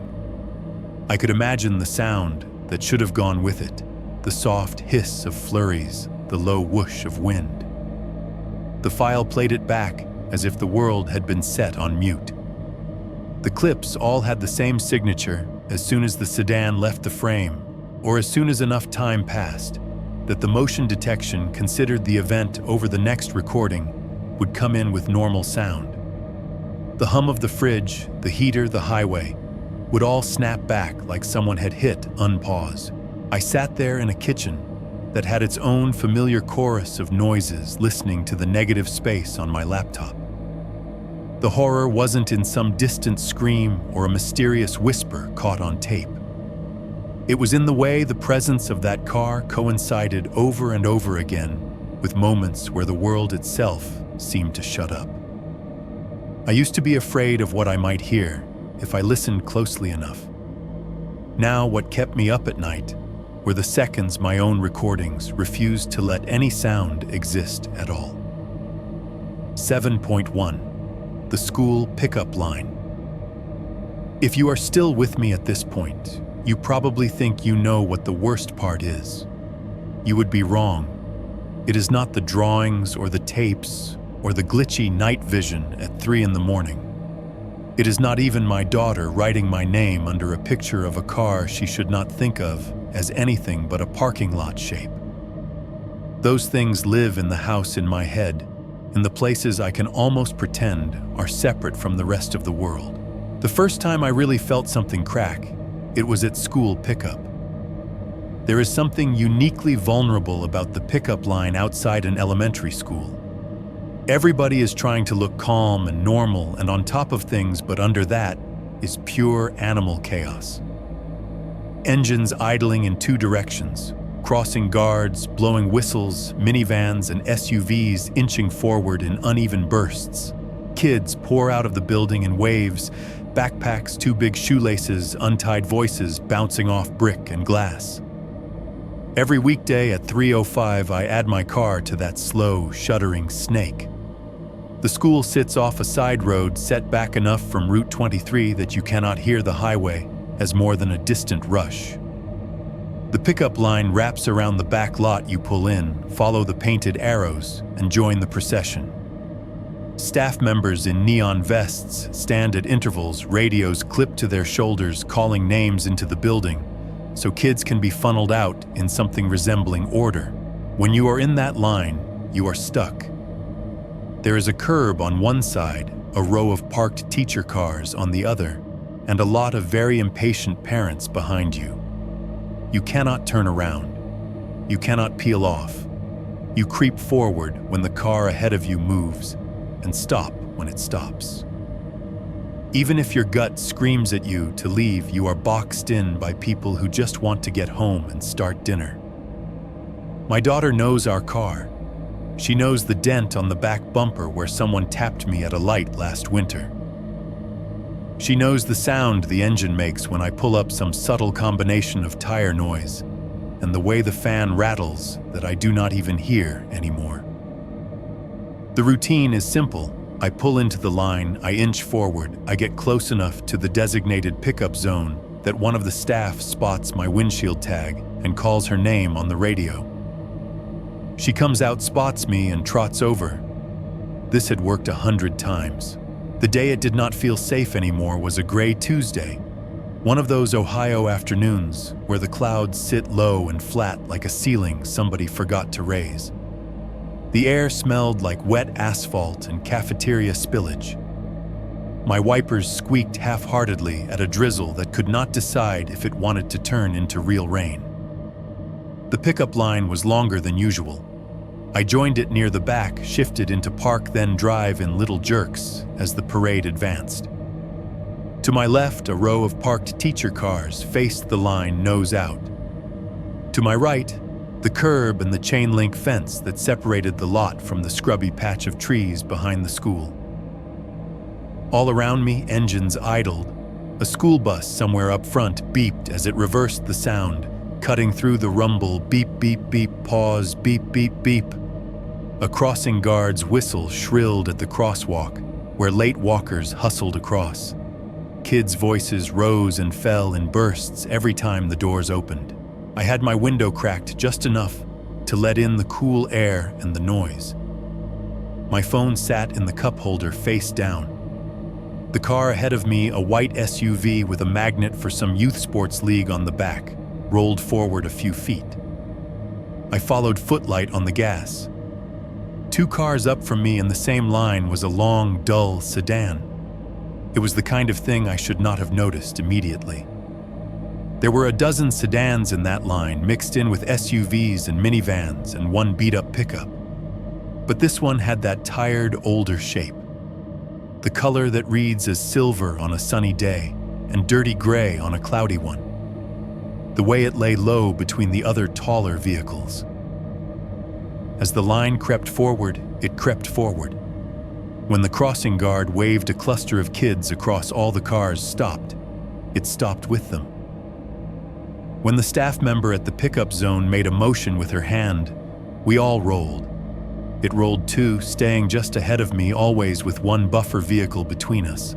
I told myself it was nothing. I told myself there was no way, statistically, that every long gray sedan contained the same man. I told myself this was a school, a crowded, supervised place, and that the universe would not dare repeat itself this blatantly. The bus up front gave one long, annoyed beep. Doors opened. A wave of kids came out, some running, despite being told not to. Some dragging their feet, some stopping to fiddle with jackets or shove each other. The staff member with the radio called names, her voice flat from repetition. Dylan, Ava, Logan. I saw my daughter in the stream. Pink jacket, backpack, half-zipped hair escaping from whatever attempt at a braid her teacher had made that morning. She smiled when she saw the line of cars, craned her neck as she walked, trying to spot ours. The sedan 2 cars ahead rolled forward into the spot nearest the curb, almost directly across from her. From where I sat, overlapped by the white SUV in front of me, I could see only part of it.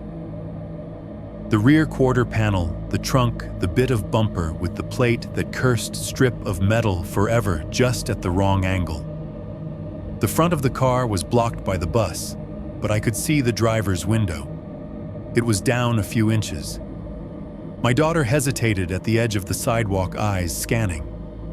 For a second, they landed on the sedan. From her height, from that angle, it would have looked close enough to mine. Same general shape. Same dull color. Two cars, one back bumper much like another. She stepped off the curb. It was not a dramatic run. She did not sprint or yell. She just started walking toward the gap in the line where the sedan waited, head lowered, trusting the routine her brain had built. Car in line, dad in car go. Hey, the staff member with the radio shouted sharper than usual. Sweetie, hold up. That's not your ride. The whistle at the crosswalk blew at the same time, a shrill burst that made everyone flinch. Engines idled all around us, the collective low roar of dozens of cars going nowhere. The bus's reverse alarm added its mechanical beeping to the mix. My daughter froze mid-step, 1 foot in the painted lane, 1 foot on the sidewalk. She looked up, confused. That one, the staffer said, pointing down the line. That's your dad. The white SUV in front of me had edged forward enough that she could see the front half of my car now. My windshield, my face behind it, probably paler than usual. I forced myself to raise a hand and wave big and exaggerated, like this was all a cute mix-up. She turned, saw me, and smiled in relief, the kind that hurts to watch when you know what it's being measured against. She corrected course, trotting toward my car instead. As she passed the sedan, she glanced at it. Just a quick, curious look. I tried to see the driver. The angle was bad. The bus blocked most of my view. I caught a flash of a hand on the wheel, pale against the darker interior, fingers curled, relaxed. The window was still down that crack. My daughter got in, backpack thumping against the seat. She buckled herself, chattering about something from class words coming out in a rush that had nothing to do with what had just almost happened. I nodded at the staff member, kept my face neutral, and inched the car forward when it was my turn, joined the outflow toward the exit. My heart was hammering hard enough to make my vision go fuzzy at the edges. In my rearview mirror, for 2 short beats between turns, I saw the sedan peel out of the line and merge into the stream. No signal, no hesitation. It slid left at the first opportunity, heading not for the main road back toward town, but for the side street that ran parallel to the school for a while, before bending away into the neighborhood behind it. If you were hunting patterns, it would be the perfect place to disappear from sight and reappear later. At home, sitting at the kitchen table with my daughter's homework spread out in front of us, and my hands still trembling when I tried to help her with her spelling words, I realized something I probably should have known years sooner. He was not tied to any one house or street. Not to the cul-de-sac in Ohio, not to my parents' driveway, not to our apartment lot. He was tied to us, to routines, to places where kids walk out of doors expecting to find the same car waiting for them every day. To pickup lines and parking strips and the thin veneer of safety that says everybody here is just a parent. The sedan was not just in my drawings or on my cameras anymore. It was in the one place I could not afford to pretend was only part of a story, the gap between the curb and my daughter's trusting feet. 7. 2. Writing to someone who might believe me. Right now, as you are hearing this, I am sitting in my kitchen with the light off, typing by the glow of a laptop screen that is much too bright for this hour. I should make something clear in case it has not been already. I am not writing this for the police. I have tried that route. I have sat in small rooms under humming fluorescent lights and watched younger men in uniforms scroll through footage and shrug. I have put drawings on tables and listened to phrases like "could be anyone and nothing actionable here." I have walked out of those buildings feeling like I had brought them a nightmare instead of evidence. This is not for them. This is for you, the kind of person who listens to stories like this at 1 a.m, headphones in lights off half, hoping you will be able to tell yourself it is all made up, half afraid you will not be able to. I am sitting at the far end of my kitchen table. The laptop is pushed in close. The rest of the surface is a scatter of normal life. A cereal bowl from earlier I have not put in the sink yet, a crayon that rolled away from my daughter's table, the school flyer about picture day that I keep meaning to sign. The overhead light is off. I did that on purpose. The only light is from the screen, a cold rectangle that makes my hands look washed out and my reflection faint in the blackened window over the sink. Outside, Route 23 is a low, constant breath. Every few minutes, a car passes close enough that its tires hiss against the pavement and the sound swells, then fades. The fan inside the laptop whirs softly, a little higher pitch than I would like. The keys click under my fingers as I type this, each letter a tiny, deliberate choice. Every so often, I catch myself hitting backspace on whole sentences because they sound too dramatic, too much like something I am making up to scare you. That is not what this is. If I wanted this to be cleaner, scarier in the way movies are scary, I would give you a shape at the end. A chase, a confrontation, a door splintering at 3 a.m. I would not be sitting here wondering if the thing that has been behind a windshield my whole life can follow a URL. Instead, what I have are pieces. A kid's drawing of a house at the end of a street and a long gray car that kept appearing at the curb before anyone thought to ask why. Trash night on a dead-end road, my bare feet on cold concrete, a voice saying my name from a sedan that should not have known it. A move across town that was supposed to fix things. A VHS tape in a box labeled Christmas '98 showing the same car in the background weeks earlier than I remembered the driver turning his head toward a camera my dad does not recall picking up. A rest stop on I-71, where a long silver sedan angled itself toward me and blinked its lights just long enough for me to see 3 characters on its plate 7KQ, matching a partial plate my mother wrote down in a notepad she forgot she owned. My daughter at a plastic table by a sliding glass door drawing our apartment building and the crooked tree and the line of cars, always including one darker gray shape at the far corner by the dumpster. Her hand writing Hyarin at the bottom of a page, even though she does not call me that, because that is what a man in that car said from the lot when I was talking to my computer. Cheap cameras on my balcony and front door glitching exactly when the sedan appears. Headlights flashing once at 3:14 a.m., for no reason the sensor can explain. A pale oval in a windshield caught on one frame, nothing on the next. A reflection on the glass showing a figure behind the curtain at a time when I was in bed and my wife and daughter were asleep. Clips where the car glides into the corner of the frame and for 10 seconds at a time, the world goes utterly silent. The audio track flat. No highway, no wind, no building noise. Like somebody took scissors to the sound and cut a rectangle out of it whenever that specific shape is present. And now the school pickup line. The long gray sedan 2 cars ahead.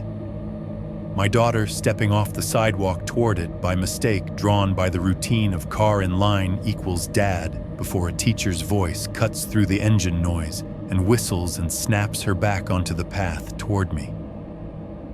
I keep thinking there should be a moment when all of that flips some switch for somebody who is paid to care about patterns like this.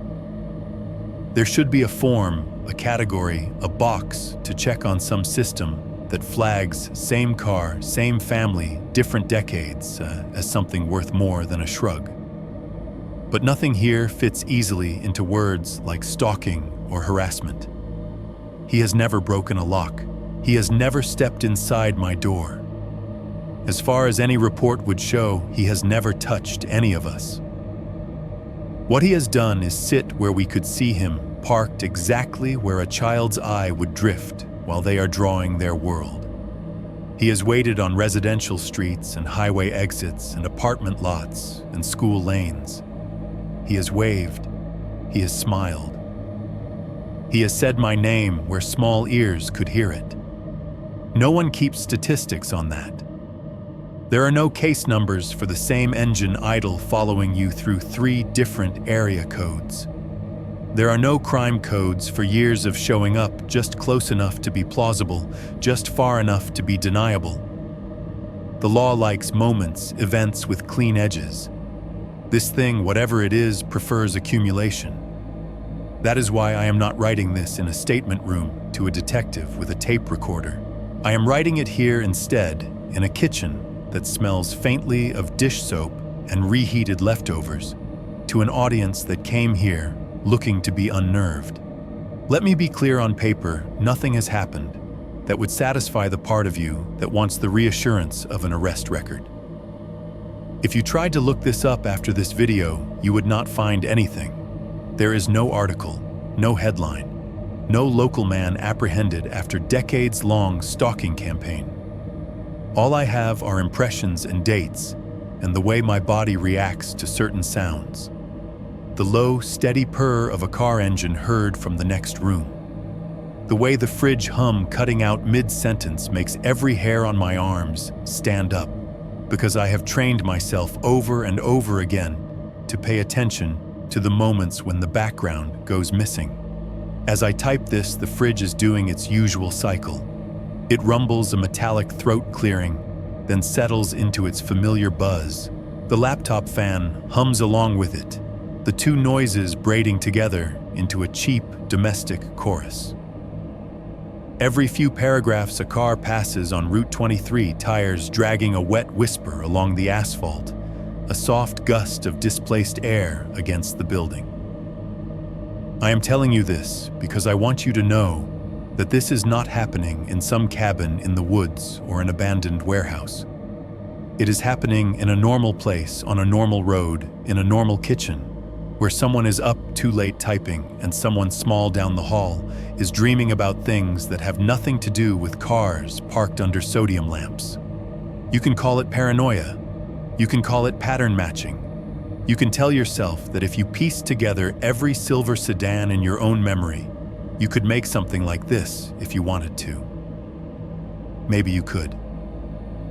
What I know is that I am tired of trying to convince people whose job is to look at the world in straight lines that something curved is moving along ours. I am not asking you to fix it. You cannot.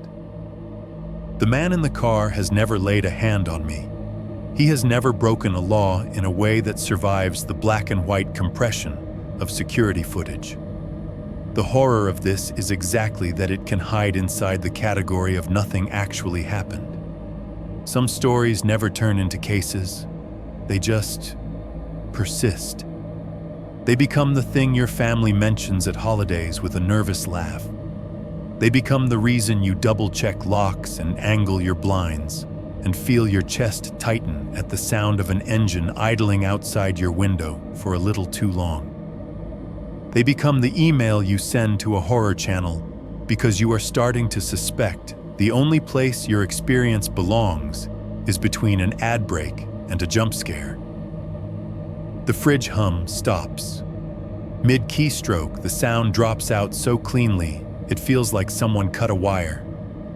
The laptop fan suddenly sounds twice as loud in the vacuum it leaves behind. The building holds its breath, in that pocket of quiet before anything else decides to make a noise. I notice something else underneath the hiss of my speakers and the tiny creak of my own chair. A low, steady vibration. It is faint through the walls, through the floor, but it is there, a patient, familiar purr leaking into the room from somewhere out in the lot. I do not get up yet. Instead, I put my fingers back on the keys and keep writing, because if I stop now, this will never get to you at all. 7.3. The engine under the window. Right now, as I write this, it is 1:47 a.m. I know because I keep checking the corner of my screen, as if the numbers there can tell me how much time I have before this stops being a story and goes back to being my actual life. The laptop timer in the bottom right says 1:47. The clock on the stove behind me, glowing a sickly green, is 2 minutes slow as always. The kitchen light is still off. The only light is this rectangle in front of me, throwing my shadow long across the table. The rest of the apartment is a set of vague shapes. Chairs, counters, the hallway leading down to my daughter's room. Her nightlight is a dim smear at the far edge of my vision, flickering a little as the heater cycles. Or did. The fridge hum, which came back on a few minutes ago, chugs along for a bit behind my shoulders. The heater throws a soft breath of air through the vent near the floor, warming my bare feet where they rest on the tile. Upstairs, someone walks across their living room, 3 heavy steps, a pause, another 2. The ordinary, unconscious noises of people sleeping near each other. I reach the end of the last paragraph, hit the period, and for a second my fingers float over the keys, unsure what to say next. That is when everything stops. The fridge cuts off mid-cycle, not with its usual tired clunk, but with a clean little click that sounds almost deliberate. The heater fan winds down, and then nothing. No air moving through the vents, no pipes ticking, no upstairs neighbor flushing a toilet or closing a door. It is like someone has picked up the building by the edges and held it very still. I do not move. The laptop fan keeps going, a thin, reedy whine that suddenly sounds painfully loud in the vacuum.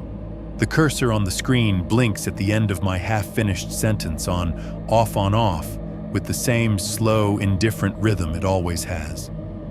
For a few seconds, that is all there is, the tiny mechanical heartbeat of my computer, the pulse in my own ears. Then, under the floor, under the walls, under everything, another sound threads in.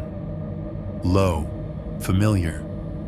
If you have ever sat in your driveway with the engine still running while you answer a text, you know it. If you have ever stood inside your house and listened to a car waiting at the curb for someone to come out, you know it. Not the roar of acceleration, not the cough of something dying, but that steady, patient idle. It vibrates more than it rings. You feel it in your feet as much as you hear it.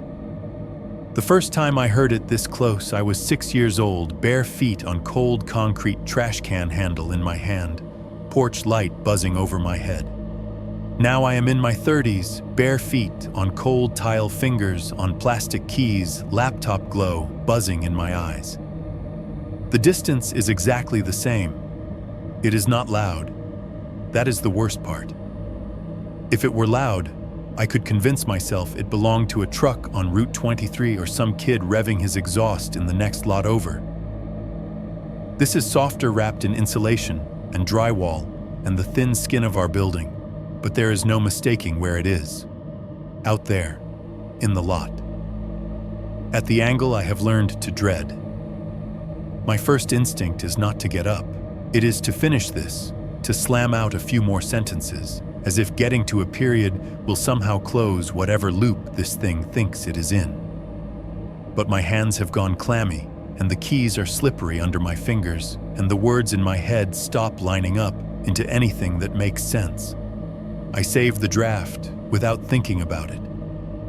The little icon spins, then settles, as if the computer is making a copy not just of my story, but of the exact moment I chose to preserve it.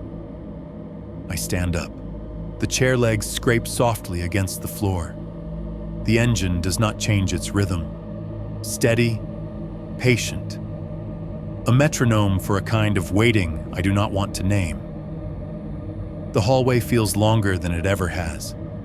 The apartment in this quiet might as well be a motel hallway from one of those VHS tapes, flat, washed out a set where the props are familiar, but the lighting is wrong. My daughter's door is closed. A thin bar of light from her nightlight spills out at the bottom, broken by the shadow of her stuffed animals piled near the threshold. Her window on the opposite wall from the balcony faces the other side of the lot. From her bed, She can see the far row of spaces if she sits up and pulls the curtain aside. I do not let myself think about that. I go to the sliding glass door instead. The blinds are down, the slats tilted shut. Behind them, the faintest suggestion of sodium light leaks in, turning the edges of the plastic into pale lines. The engine sound is stronger here, crawling up through the track and into the frame. For a moment, I just stand there, hand on the pull cord, feeling my heart knock against my ribs in time with the idle. This is the part in someone else's story where they tell you they almost did not look. I am not going to lie. I wanted badly to walk back to the table, close the laptop, and pretend the sound belonged to some neighbor's visitor, some high school kid too cheap to turn his engine off while he plays on his phone. But I have spent my entire life half looking at this thing. Through curtains, through glass, through the grain of old footage. I slide 2 fingers between the blinds and pull them aside just enough to see. The lot is there, waiting in its familiar geometry. Rows of cars, some facing in, some backed into their spots. The crooked tree at the edge of the property is a black scribble against the orange haze of the streetlights. The dumpsters crouch in their fenced enclosure like things that know they are supposed to stay out of sight. And in the far corner, exactly where my daughter's crayon has carved grooves into the paper, sits the long, dull shape. The silver sedan, though under these lights, it is more gray than anything, occupies the same space. It always chooses 3 spots from the fence, nose angled just slightly toward our building, as if it likes to give itself the option of leaving quickly and staying as long as it wants. The headlights are off. The parking lights glow faintly, a pair of low, amber eyes. The idle is subtle, more vibration than sound, but up here with the fridge and heater gone silent, it is the loudest thing in the world. I cannot see the driver clearly.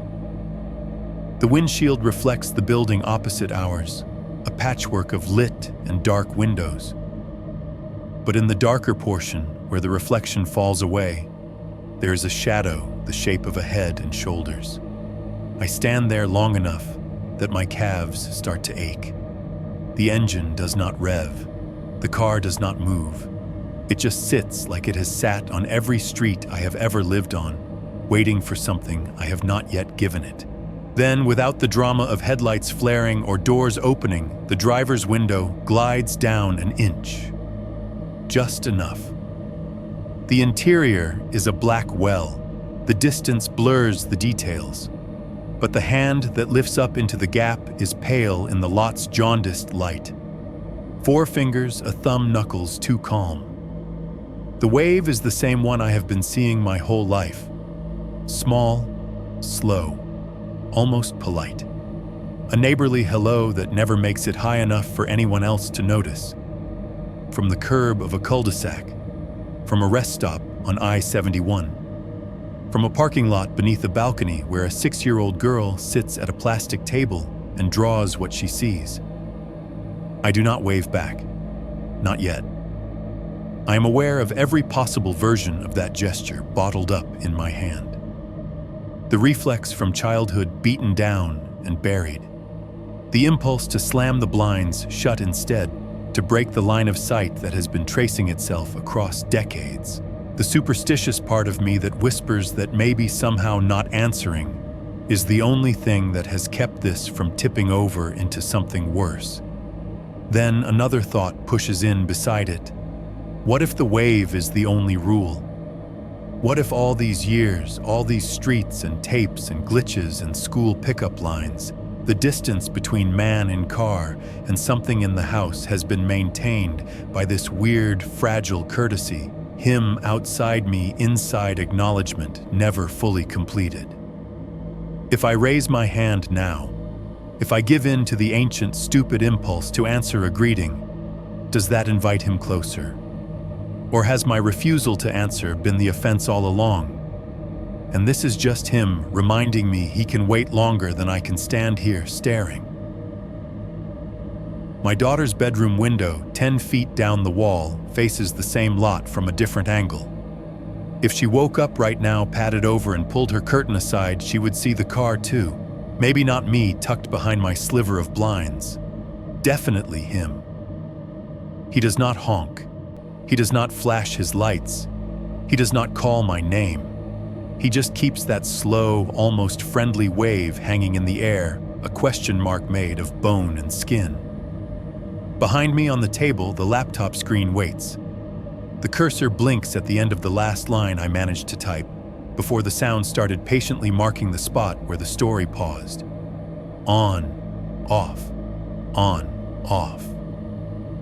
Under the window, the engine idles, steady, patient, like something that has absolutely no reason to rush and all the time in the world to see whether I am going to finish this sentence or finally lift my hand.